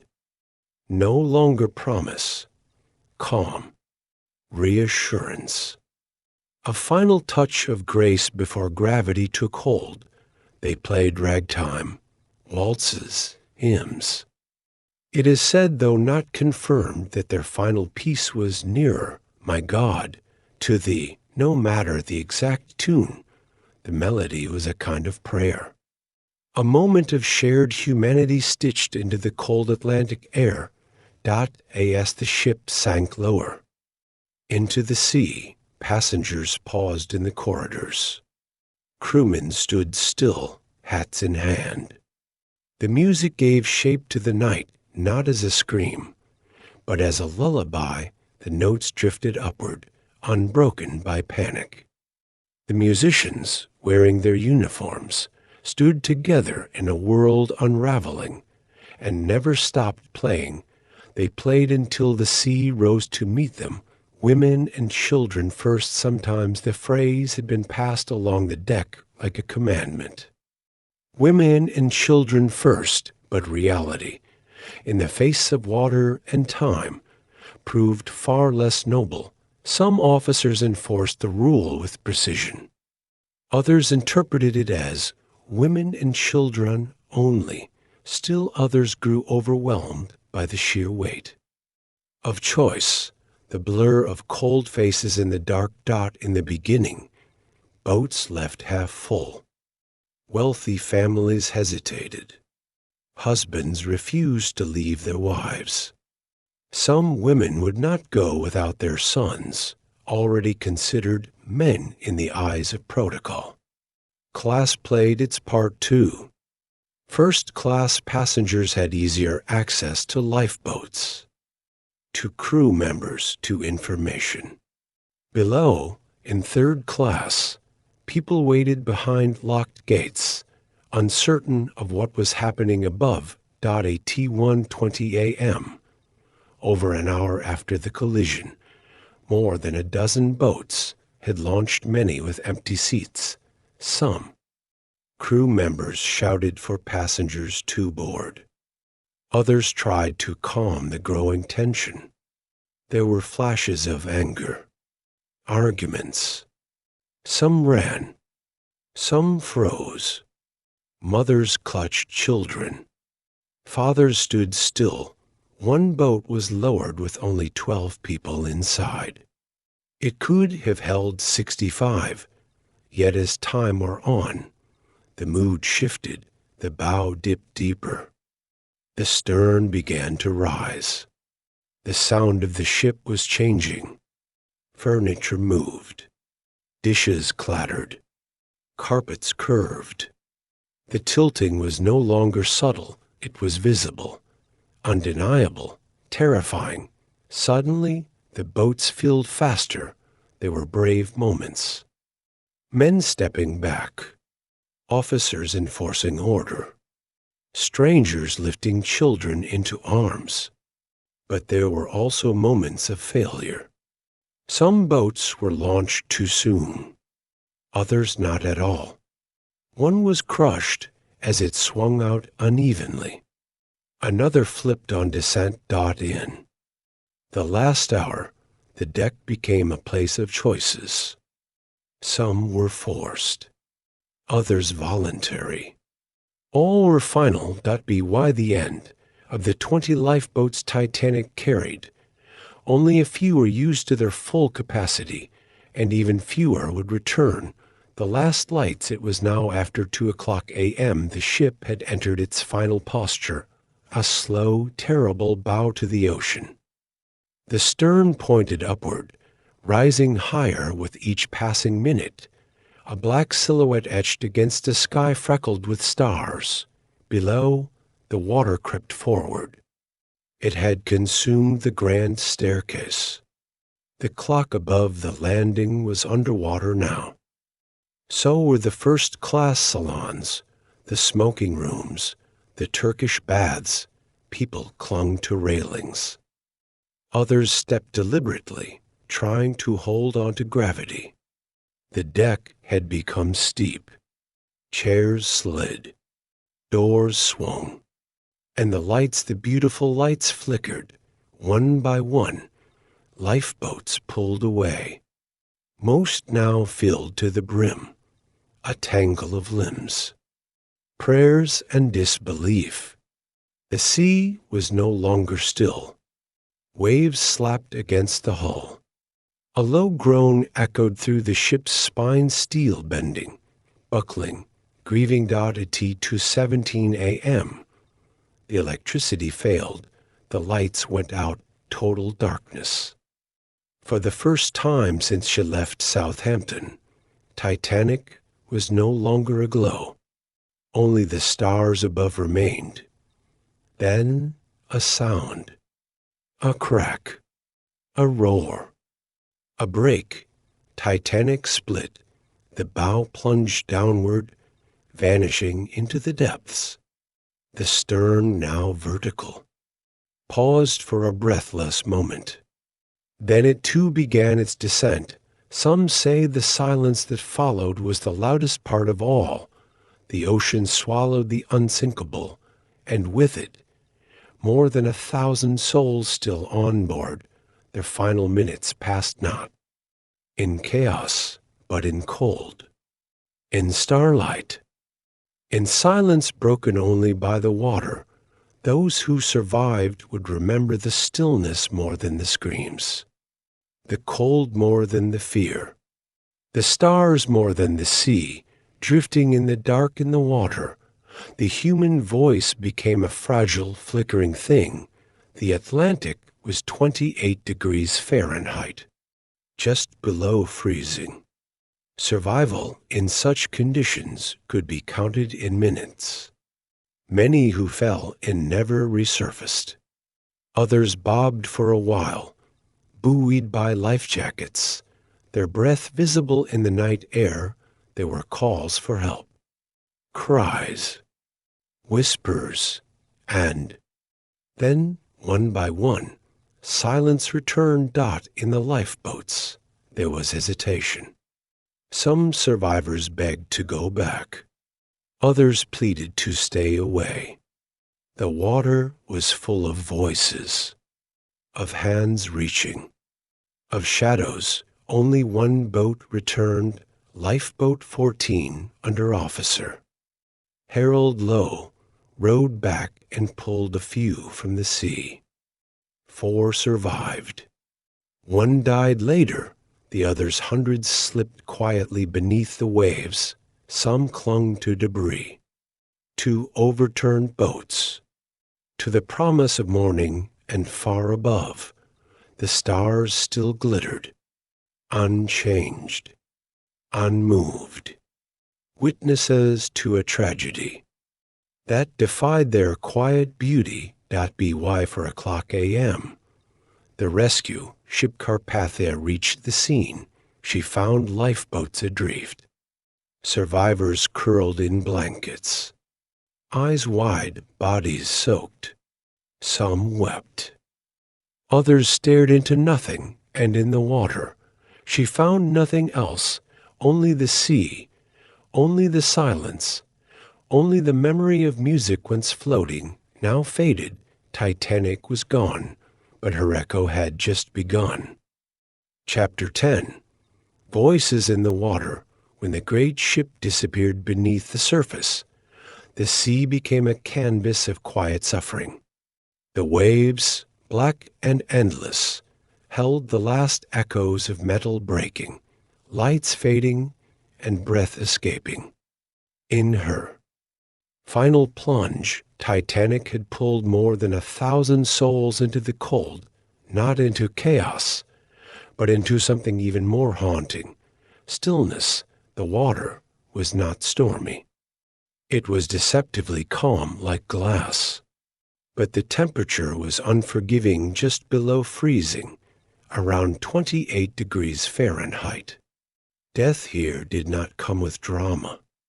It crept in softly, numbing fingers, slowing hearts, stealing the will to move. They floated, some face up, others face down, bodies suspended in bulky life jackets. Many never even screamed. Hypothermia took them before panic could. Within 15 to 20 minutes, the ocean had claimed most of them. Fathers, husbands, brothers, men who had waved off their loved ones into the boats now floated in. Clusters, as if still trying to stand near one another in a line, waiting for a train that would never come. There were women, too, especially those denied places in the final moments, or who refused to be separated from the ones they loved. And children, small and silent, wrapped in their mother's arms or drifting just beyond reach. It was not a battlefield. It was quieter than that. The sounds had dimmed. There were no more commands, no more whistles, no more piano chords or engine. Roars. Only breath fading. Only eyes fixed on the stars above. As the sea grew colder around them, the moonless sky shone bright with starlight. Above, the universe glittered. Below, the ocean froze time. They were not just victims. They were people teachers, tailors, maids, musicians. Their names now etched into maritime memory, but in this moment, they were just voices in the water. Soft and vanishing, only one boat returned among the lifeboats adrift like ghosts on the sea. There was hesitation. Many had room left. Most were not full. But the fear of swamping, of capsizing in the darkness, kept them away until one-man officer Harold Lowe decided otherwise. He had launched Lifeboat 14 earlier in the night, and once clear of Titanic, he organized a flotilla. He transferred passengers between boats, redistributed people, and then did what no other would. He turned back. It was a brave decision and a costly one. He waited until the cries had faded somewhat. Then, with a small crew and an almost empty boat, he rowed back toward the wreckage site. What greeted him was not the crowd he feared. It was silence. Cold, floating forms. Arms outstretched. Eyes closed. Life jackets bobbing gently in rhythm with the tide. Lifeboat 14 managed to find a few who still clung to debris, to overturned collapsible boats, to breath. 4 were pulled from the water. 1 died soon after. The others were gone, not just dead, but vanished into the deep. Some had sunk. Others were drifting into the endless Atlantic, faces upturned like statues beneath the stars. Only Lowe's boat returned, not because he was stronger, faster, or more heroic than the rest, but because he believed someone might still be waiting. Many lifeboats floated nearby, listening to the voices fade. Survivors would later speak of the sound not loud but haunting. A long collective cry. Then fewer. Then none. The sea does not echo. It swallows, and by the time hope turned to action, it was too late. Carpathia arrives to ghosts at 4:00 a.m. Over an hour after Titanic disappeared, the RMS Carpathia arrived. She had raced through the night, pushing through ice fields under the command of Captain Arthur Rostron. The crew had been roused from sleep, blankets gathered, soups prepared, and stretchers readied, but when they reached the coordinates, there was no ship to greet them. Only fragments. The scene was eerily quiet. Bits of wood, cushions, life belts, a broken deck chair, and lifeboats, some drifting silently, others with hands raised. The sea, which hours before had cradled a floating palace, now held a memory. Nothing more. Carpathia slowed her engines and began the grim task of collecting survivors. One by one, boats were hauled in, blankets wrapped, names called, tears shed. Some boats were nearly empty. Others were overcrowded. Many passengers sat in stunned silence, lips blue, eyes wide. They asked for family members who never boarded. They looked toward the horizon as if expecting Titanic to reappear. There was no rescue from water, only from waiting. Of the 2,224 people on Titanic, only 705 were saved. Carpathia found no more in the sea. Just cold, just quiet, just the floating evidence of a world undone on board. Passengers helped however they could. Some gave up cabins. Others brought warm drinks. A baby plucked from a lifeboat, cried once, then slept. Carpathia sailed for New York, a city that had expected a grand arrival. Now it braced for morning. In her wake, the sea closed again. Smooth, empty. The stars still watching. The place where Titanic had gone down was marked only by memory and the slow dawn breaking. Over the Atlantic, a quiet place beneath the waves, beneath the surface, the ship had come to rest in silence.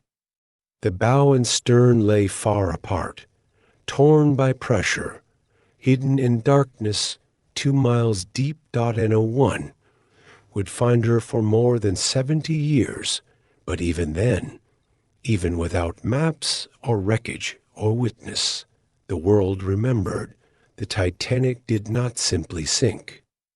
She imprinted herself on time. In the days that followed, newspapers printed names and speculation. Cities held vigils. Crowds gathered at telegraph offices. Stories emerged of bravery, of cowardice, of sacrifice. Some called it fate, others folly, but for those in the water and those who watched from the lifeboats, it was something quieter than that. It was loss, wrapped in salt and stars. Many who survived would never speak of it again. The cold lived in their bones. The music haunted their sleep. They moved on, but not away. Titanic became more than a ship. She became a myth, a caution, a tragedy told in whispers, and the voices that had once cried out in the water became echoes faint, eternal. The Atlantic has many stories. But this, one, it cradles gently. Soft currents carry her tale, still. In lullabies. In memories. In dreams that drift between stars and sea. Chapter 11. The trials that followed. Morning came slowly to a world forever changed. As the sun rose on the Atlantic, it also illuminated headlines across continents. Titanic had sunk. Families grieved. Survivors staggered onto dry land. And the world, wide-eyed and horrified, demanded answers. Within days, the United States Senate launched an inquiry. Washington, D.C. became the setting for a different kind of theater. Instead of velvet curtains and marble staircases, there were chandeliers in a Senate chamber, worn wooden benches, and the muffled scrawls of pens on yellowed legal pads. Senator William Alden Smith led the investigation. He was determined, some said, but lacked nuance. Still, he asked the questions everyone else feared too. Survivors were summoned. Officers, crewmen, and J. Bruce Ismay, chairman of the White Star Line. He stepped into the chamber shadowed not just by grief, but by suspicion. Ismay had survived. Others had not. There was discomfort in the room when he spoke. His answers were often precise, but there was something slippery about them, something that didn't quite settle. Had he pressured the captain to maintain speed? Had he taken a lifeboat seat that wasn't meant for him? He denied the first. defended the second, voices cracked with emotion during testimonies. The wireless operators spoke of warnings received. Officers spoke of lifeboats launched half empty. And still, the senators tried to understand the unthinkable. How had the most advanced ship in the world sunk on her maiden voyage? Diagrams were drawn, maps marked with ice. Survivors described the sound of the ship breaking apart. Women detailed the moments they were lowered into lifeboats, leaving behind fathers and husbands. There was sorrow, but also something colder. A search not for justice, but for a way to explain the impossible. And so the American inquiry marched forward. Public, passionate, and painfully human, the British inquiry across the ocean in London. The atmosphere was different, less impassioned, more polished. The British Board of Trade, in whose care Titanic had sailed, initiated its own investigation. And perhaps because it was so close to home, it was quieter. More controlled, the room was stately. Suits were pressed. Testimonies delivered in even tones. There were no gasps or rising voices. No tabloids clutched in the audience. Just procedure. Lord Mercy presided. He was calm, respected, and some felt, too aligned with the establishment, witnesses here were treated with more deference. Ismay again testified. But here, his answers seemed more measured. His words landed more softly. Blame, it seemed, was harder to pin in this chamber. There was interest in ship design, watertight compartments, and maritime codes. Lawyers representing the Board of Trade asked careful questions, sometimes more protective than probing. The inquiry leaned heavily on technicalities: how the ship was built, how it was certified, how the crew was trained. There was an underlying tone of reassurance, as if the purpose was not so much to condemn, but to soothe, to ensure the public that lessons would be learned, improvements made, and the tragedy never repeated. But beneath the surface, unease remained. There were questions about the number of lifeboats, about the class divisions that had separated third-class passengers from faster escape, about the training of the crew and the confusion in those critical moments. But the answers came dressed in legal language and softened edges. It was not a witch hunt. It was not a reckoning. It was, in many ways, a performance, one that sought closure more than consequence, blame shared, justice denied in the end. Both inquiries produced pages of conclusions, reports bound in leather, printed in newspapers. Debated in pubs and parlors alike, the American inquiry found fault in many places. It criticized the ship's speed, the insufficient number of lifeboats, and the complacency of those in command. It questioned why warnings were ignored, why binoculars were missing from the crow's nest, and why lifeboats were not filled to capacity. The British inquiry, by contrast, concluded that the sinking was a result of extraordinary circumstances. It offered recommendations for safety improvements, but spared individuals from condemnation. In both courts, blame drifted like a fog, thinly spread, widely shared, and in some cases, conveniently deflected. No1 went to prison. No criminal charges were filed. White Star Line continued to operate. The Board of Trade continued to regulate, but the world had changed. Shipbuilding standards were overhauled. Lifeboat requirements updated. The International Ice Patrol was created to monitor iceberg danger zones. Wireless communication regulations were reformed. These were real changes, but they were slow, and for many too late. There were names that did not appear in the reports, faces that did not speak in the courtrooms, third-class passengers who had no voice in either inquiry, stewards who died with honor, unnoticed by law. Titanic had exposed something more than flawed engineering. It revealed the arrogance of progress, the illusion of control, and the deadly consequences of class. The inquiries tried to assign responsibility. But in the end, they couldn't truly hold anyone accountable. Justice in the legal sense was absent, but the memory endured for every witness who testified. There were hundreds who never had the chance. Their stories lived in the silence between testimonies, in the pauses between questions, in the pages never written, and while courtrooms fell silent and reporters packed up, the world kept asking, how did this happen?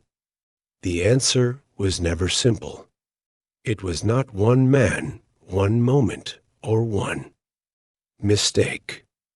It was many.it was hubris, dressed as innovation.it was comfort mistaken for safety.it was class disguised as order, and it was too late. In the quiet after the inquiries, the sea remained still, cold, unchanged, but above it, in cities and towns.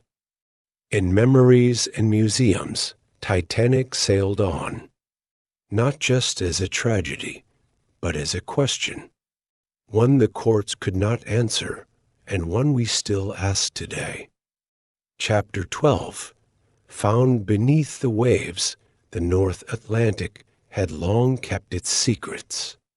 Cold, dark, and endlessly vast, it had hidden the Titanic for 73 years. Though stories of her sinking circled the globe, and theories piled up in history, books and film reels, no one had truly seen her, not since that night in 1912 when she slipped beneath the waves. Then, in 1985, the silence broke. Dr. Robert Ballard, an oceanographer driven by both scientific curiosity and quiet reverence, led an expedition off the coast of Newfoundland. His mission was not widely known, cloaked partly in secrecy and partly in humility. With advanced sonar, deep-sea cameras, and a vessel named the Nore, Ballard set out not to disturb history, but to find where it had rested. The search took time. The ocean did not yield easily. Day after day, miles of featureless seafloor drifted by on the monitor's mud, sand, cold stillness. But on the 1st of September, the unexpected appeared.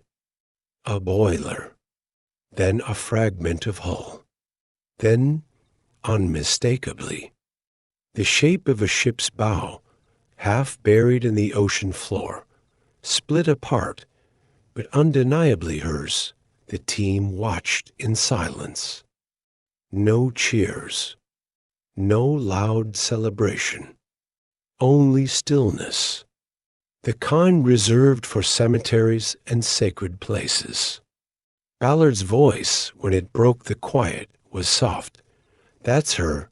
Titanic's body lay 2.5 miles down. Her front half had plowed into the seabed. Her stern had collapsed in a tangle of broken steel. Rusticles, icicle-shaped formations of iron-eating bacteria crawled across her once proud hull like slow decay. Yet she remained recognizable. The railings, the windows, the anchor, The ship that had once promised luxury and speed now rested alone in the deep, slowly returning to nature. But she had been found not for fame, not for riches, but for remembrance. Ballard's discovery was not a conquest. It was a eulogy, a grave, not a treasure chest. News of Titanic's rediscovery spread quickly. Headlines called it a breakthrough.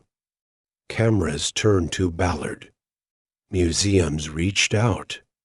Collectors whispered, would there be artifacts? Gold, jewels. But Ballard refused. From the start, he had drawn a line. Titanic was a grave, not a treasure chest. This stance would soon become a dividing line. Some believed Titanic should remain untouched, a resting place for over 1,500 lives lost. Others saw opportunity, an undersea museum, a way to recover lost pieces of history, perhaps even profit. The wreck lay in international waters. No single country owned it. This made it vulnerable. Salvage companies moved fast. In 1987, a French-American team recovered more than 1,800 artifacts, plates, silverware, perfume bottles, even part of the grand staircase's balustrade. These objects were later displayed in exhibitions around the world, drawing millions, but not everyone agreed with. This, critics called it grave robbing. They argued that taking from Titanic was like digging through a battlefield for souvenirs. The debate was not only legal, it was moral. Where did preservation end and exploitation begin? Ballard continued to advocate for Titanic's protection. In interviews, he compared the ship to the USS Arizona at Pearl Harbor. No one would dream of retrieving items from there, he said. Why treat Titanic differently? In time, governments began to listen. In 2001, UNESCO adopted a convention to protect underwater cultural heritage. In 2020, the US and UK signed an agreement to regulate access to the wreck. But the ocean does not enforce rules. And Titanic, lying in darkness, cannot speak for herself. She rests now in a delicate balance, watched by cameras, visited by submersibles, studied by historians. But each visit carries weight. Each flash of a light, each robotic arm reaching out, brings new questions. Are we honoring the past or intruding upon it? Ghosts in the silt at the bottom of the Atlantic, light moves differently. It bends, softens, fades. Colors vanish. Red disappears first, then orange, then yellow. Only blue remains, faint and flickering into. This muted world came the camera's eyes lowered into the deep, moving slowly across the wreck. What they found was not just steel and rust, but memoried out in one corner of the debris field, a pair of shoes. Leather still intact, sitting side by side. No bones, no body, just the quiet echo of a life that once stood there. Nearby, a porcelain doll's head, a broken teacup, a violin case on what was once the promenade deck, the metal framework of a bench. Sea anemones now curled along its edge. In the first-class dining room, chandeliers still hung from the ceiling, glass beads coated in silt, swinging gently in the underwater current. Each item told a story. Each fragment whispered of the night Titanic fell silent, historians have tried to piece together who owned what. A comb might have belonged to a stewardess. A watch frozen at 2:20 a.m. may have been clutched by a young man running for the lifeboats. A letter sealed in a leather pouch and recovered years later still carried the inked words of farewell from a passenger to his family, but not everything can be identified. The sea has erased much. Records are incomplete. The wreck itself is deteriorating. Experts estimate that by the end of this century, large parts of the ship will collapse completely. The rusticles, though slow, are relentless, and so every dive becomes an act of memory. A final glimpse before time takes its toll. A way of saying, we see you. We remember, no voices echo down there. No sounds remain. But in the silence, there is presence. The presence of lives once lived, of stories paused mid-sentence, of dreams never finished. In that stillness, the Titanic speaks without words. What remains beneath Titanic rests now, not just as a shipwreck, but as a symbol. She is more than steel, more than tragedy. She is history preserved in silence. What remains beneath is not only metal and bone. It is the memory of an age of ambition, of faith and progress, of luxury and of loss. It is a reminder that even the grandest human efforts can be humbled by nature. As the submersibles pull away, their lights fade from the wrecked surface. The railings disappear into darkness. The bow returns to shadow. The sea resumes its quiet vigil. Above the waves, we remember her. In books, films, museum halls. In whispered stories and black and white photographs. But down below, she remembers us in the way her decks collapse slowly, in the way her chandeliers catch and scatter what little light is left. The ocean does not rush. It erases gently, bit by bit, not out of cruelty, but out of time's design. We do not know how long Titanic will remain recognizable. Perhaps decades. Perhaps less. But we know she will not vanish in memory. Ballard once said he hoped Titanic would be left alone to rest, to sleep, to return to the elements. Maybe that is what we owe her. Not more visits, not more lights, but respect, stillness, and stories passed on with care. In the end, what was found beneath the waves was not just a ship.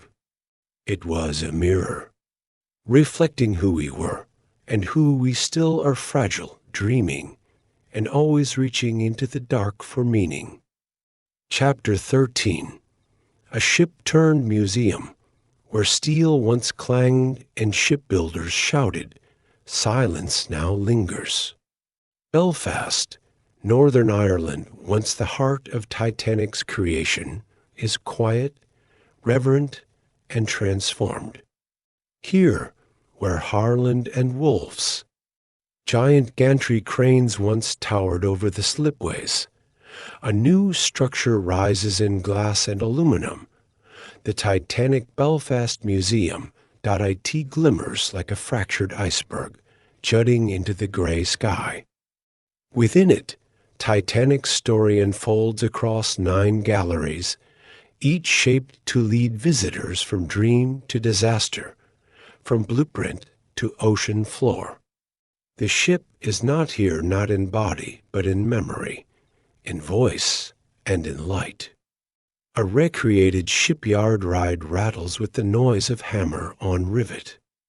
Letters, menus, and telegrams rest behind glass, They're paper brown, but their words still steady. Just steps away are the original slipways where Titanic first met the water. No keel remains, no hull, only outlines in stone, lights set into the ground that trace the length of the lost vessel. On rainy days, and there are many in Belfast, the reflections shimmer, as if Titanic has returned, just for a moment, in ghostly outline, far away from Ireland, in Branson, Missouri, the Titanic has found another life, one wrapped in velvet and carved oak. A replica of the ship's grand staircase greets visitors, built from blueprints, photographs, and memory. The banister gleams. The clock reads just past noon. Actors dressed as crew and passengers offer whispered facts and gentle guidance. Each guest receives a boarding pass with the name of a real Titanic passenger. At the end of the exhibit, they find out whether their person survived. It is theatrical, yes, but also strangely grounding. Behind the performance is a truth. These were real people, real names, real fates. Even Broadway has welcomed Titanic. The 1997 musical told the story not with spectacle, but with song layering hope and tragedy through harmonies. The stage was not a ship. It didn't need to be. The voices carried enough weight.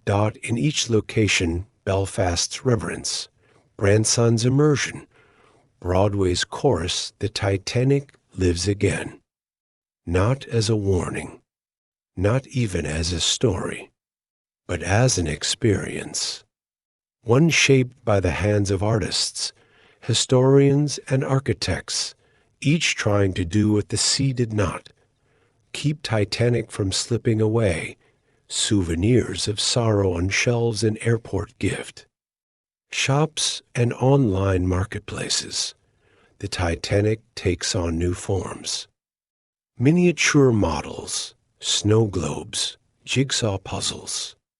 There are keychains shaped like lifeboats, mugs bearing the ship's departure date, and even scented candles named Ocean Night or Third Class Dreams, what once sank beneath the waves now.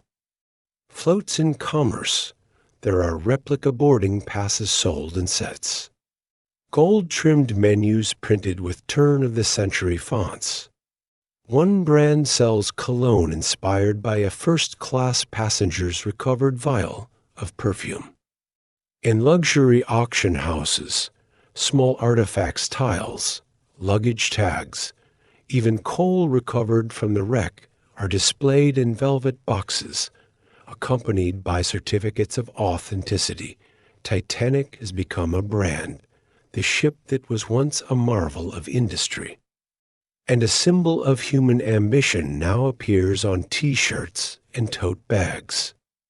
There is even Titanic-themed jewelry necklaces, styled after the fictional Heart of the Ocean, popularized by James Cameron's 1997 film. Some say this is harmless. That souvenirs help keep the story alive. That when someone places a Titanic coaster on their table or hangs a poster in their room, they're remembering. They're connecting, but others feel discomfort. When mourning becomes merch, where is the line? When the memory of 1,500 lost souls becomes a magnet or a coffee mug, does it still carry meaning? The Titanic exists now in two worlds, one of solemn history and one of shiny keepsakes. Museums try to strike a balance, offering educational materials in their gift shops, often donating proceeds to maritime preservation. Still, the souvenirs remain, carefully arranged near the exits. The story survives, yes. but in forms that might feel, to some, too light for what was lost. The debate of the deep even today. Titanic continues to stir conversation, and not just among scholars or divers, but among those who wonder what it means to honor the past. Should we visit the wreck? Should we film it, photograph it, explore it? Should we take pieces from it, bring them to the surface, put them under glass? Some say yes. They argue that Titanic is not only a grave, but also a chapter in human history too important to leave buried. Each recovered item, each dive, helps tell that story with more clarity. Artifacts are fragile. The wreck is decaying. What is not? Recovered now may be lost forever. Others say no. They believe Titanic should rest untouched, that its silence is sacred. They liken it to a battlefield or a war memorial, a site of immense loss, best left in peace. Each artifact, they argue, belongs to someone. A shoe once held a foot. A letter came from a hand. These things are not souvenirs. They are echoes of lives. Ballard himself, who first found Titanic's resting place, maintained that the site should remain undisturbed. His expedition took only photographs. His goal was to observe, not to take. Legal frameworks now attempt to navigate these questions. In 2001, UNESCO's Convention on the Protection of Underwater Cultural Heritage set guidelines for respecting shipwrecks older than 100 years. The United States and United Kingdom later signed agreements to regulate access to Titanic's remains. But not all nations are bound by these rules. And the ocean, deep and vast, remains hard to police. Then there's the modern twist tourism.in. Recent years, private companies have begun offering submersible dives to Titanic's wreck site. At great cost, a small number of tourists can descend into the deep, view the ship through thick glass, and float in stillness beside the rusted bow. Some call it a once-in-a-lifetime chance. Others call it inappropriate, the 2023 Titan submersible. Tragedy brought the debate sharply back into focus. The dangers of deep-sea travel. The ethical questions of who gets to see Titanic and why. Is Titanic a memorial? A museum? A site of science? A tourist stop? The answer may be all of them.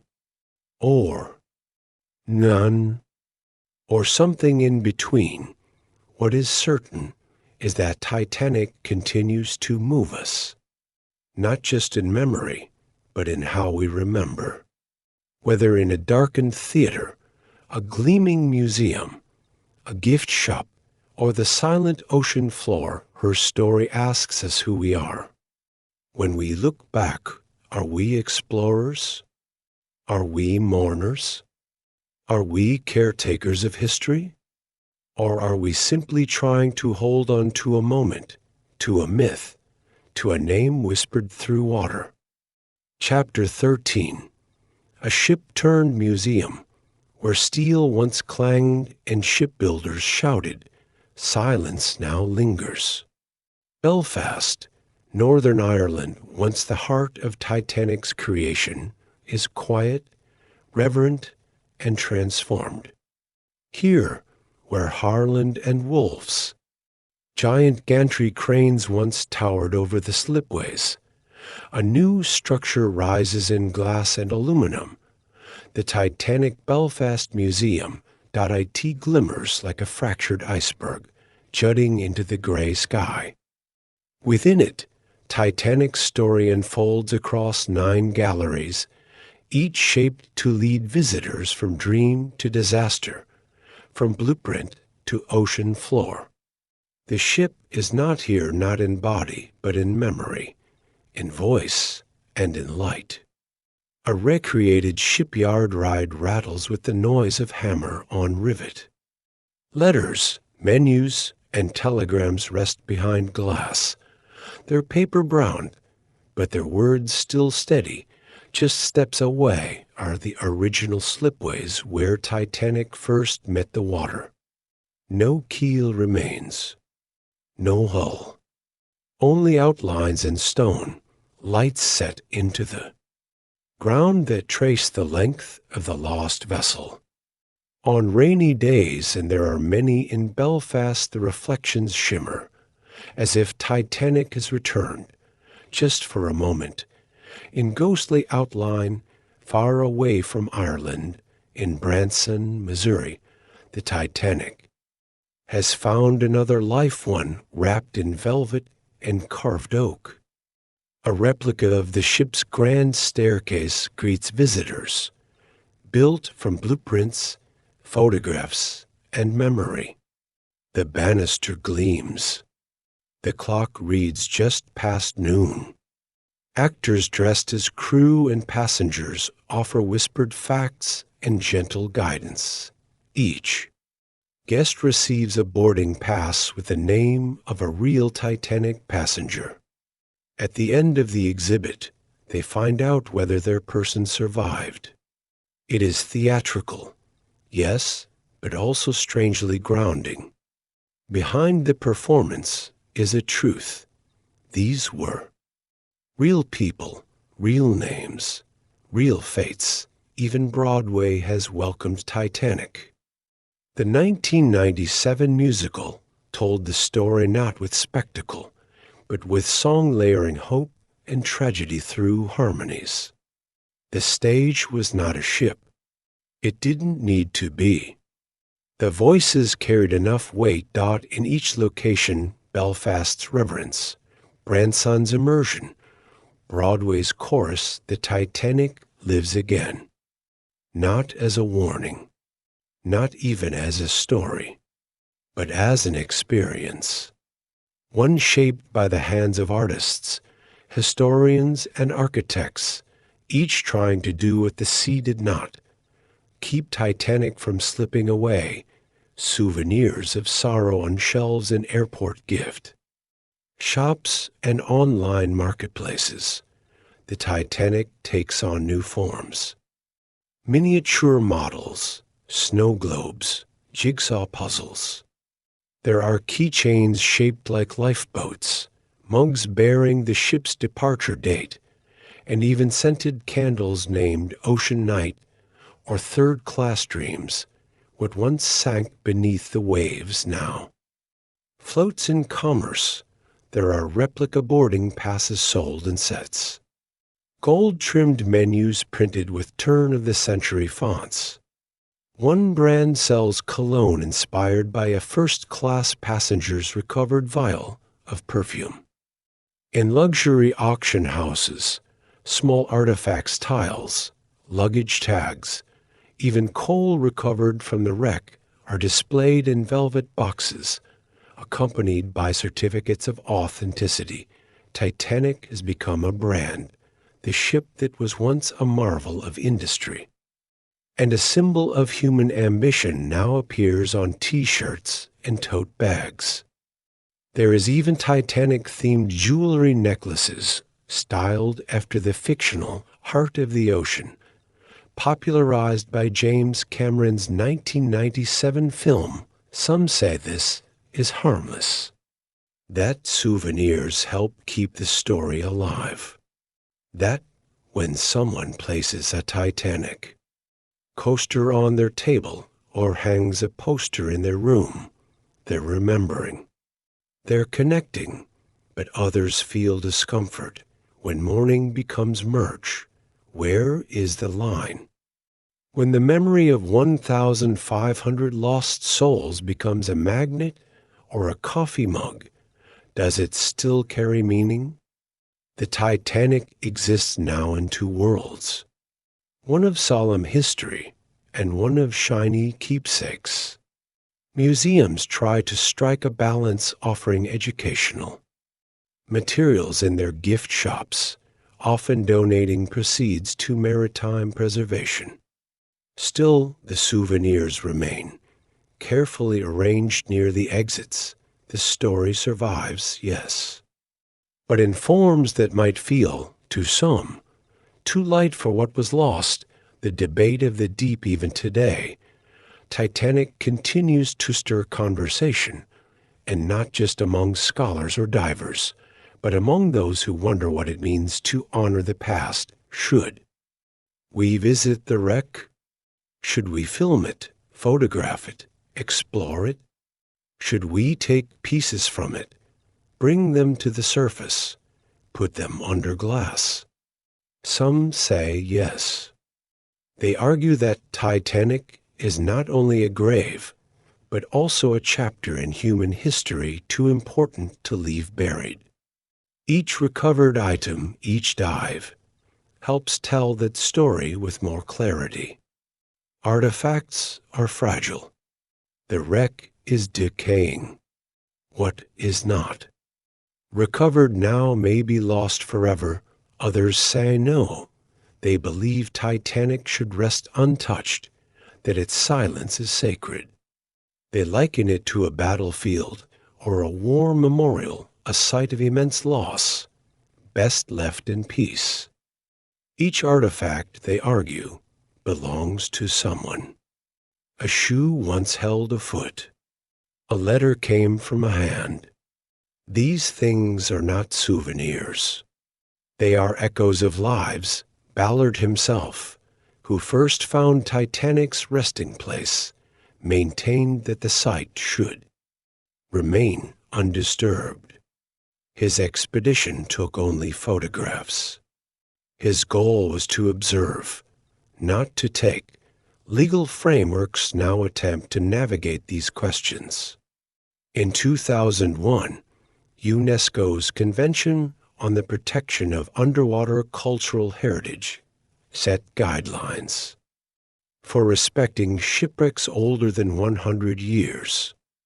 The United States and United Kingdom later signed agreements to regulate access to Titanic's remains. But not all nations are bound by these rules. And the ocean, deep and vast, remains hard to police. Then there's the modern twist tourism.in. Recent years, private companies have begun offering submersible dives to Titanic's wreck site. At great cost, a small number of tourists can descend into the deep, view the ship through thick glass, and float in stillness beside the rusted bow. Some call it a once-in-a-lifetime chance. Others call it inappropriate, the 2023 Titan submersible. Tragedy brought the debate sharply back into focus. The dangers of deep-sea travel. The ethical questions of who gets to see Titanic and why. Is Titanic a memorial? A museum? A site of science? A tourist stop? The answer may be all of them. Or none, or something in between. What is certain is that Titanic continues to move us, not just in memory, but in how we remember. Whether in a darkened theater, a gleaming museum, a gift shop, or the silent ocean floor, her story asks us who we are. When we look back, are we explorers? Are we mourners? Are we caretakers of history? Or are we simply trying to hold on to a moment, to a myth, to a name whispered through water? Chapter 15, The Echo That Never Ends. When Titanic slipped beneath the waves in 1912, the world did not just lose a ship. It lost its sense of certainty. Before Titanic, there was belief in progress, in human invention, in control over nature.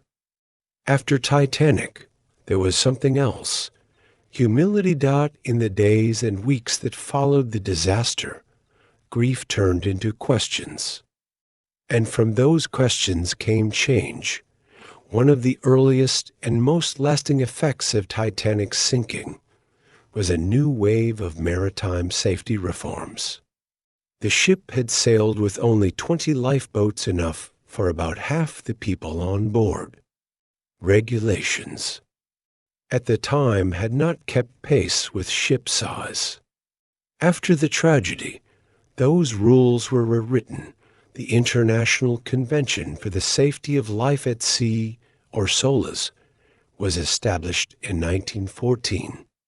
It became a landmark agreement, setting new global standards for ships and shipping practices. Lifeboats for all passengers became mandatory. Regular lifeboat drills were required.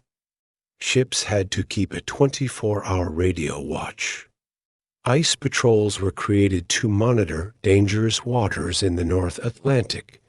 These reforms didn't just respond to Titanic. They honored her by preventing future losses. The legacy went beyond ships. Titanic's story was taught in classrooms. Her wreck was studied by engineers. Her blueprints were reviewed in design schools. Safety regulations improved not just at sea, but in industries across the world. Her law served as a reminder that design alone is never enough. Planning, readiness, and awareness matter just as much. In boardrooms and control rooms, in training centers and rescue protocols, Titanic became part of a silent checklist. Is there enough safety gear? Is communication clear? Are we prepared? Though her voyage ended abruptly, Titanic helped guide others safely home. Why we still whisper her name more than 100 years have passed, but Titanic has not faded. Her name still carries weight. It is spoken softly, with wonder, sometimes even reverence. Why? Perhaps it is because Titanic feels like a story that belongs to all of us. She was a ship full of people from every corner of society, rich and poor, hopeful and weary, young and old. Their lives, dreams, and destinies were folded into one journey. And when the ship went down, those lives became chapters in a larger tale, one that continues to echo.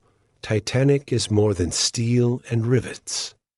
She is symbol and myth, a story we return to again and again, because it tells us something about who we are. She reminds us of ambition, of how far we reach, how much we believe in our power to build and control. But she also reminds us of limits, that nature, time, and chance still hold sway, that no matter how strong we think we are still vulnerable.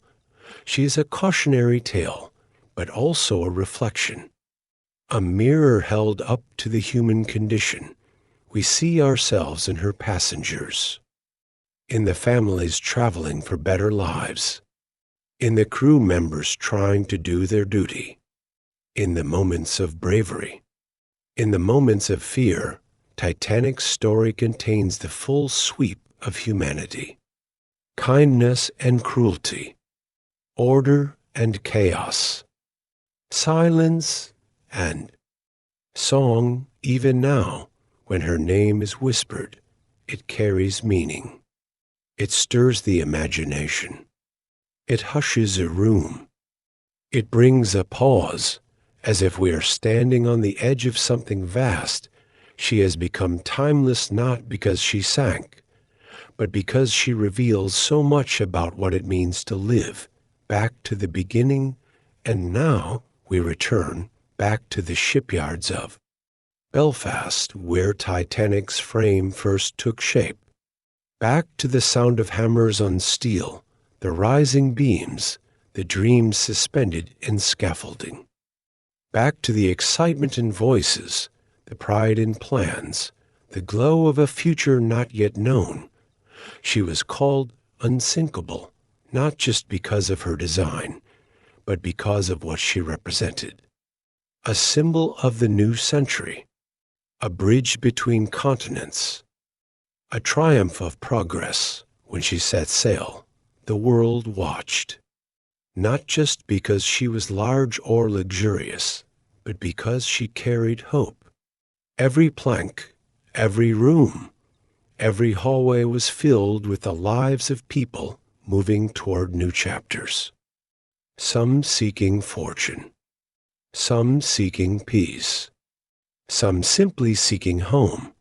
She was more than a ship. She was a vessel of dreams, and though her voyage was cut short, those dreams did not disappear. They scattered into the air. They slipped beneath the sea, and over time, they resurfaced in stories, in songs, in cinema, in silence. Titanic never reached New York. But she did reach us. She reached into our memory, our culture, our hearts. Her story is taught not only in schools, but in whispers between friends, in quiet readings before bed, in museum halls, and late-night reflections. She lives on in model kits, in museum walls, in black and white photographs, and in widescreen cinema. She sails still not through oceans, but through our collective mind. Her echo never ends, and so we close not with a tragedy, but with a tribute, a return not to her ending, but to her beginning, to a ship full of light, lifting from the dock, to laughter on decks, to the hum of engines, to stars overhead. To a ship that was built to last forever, and in a way, she did.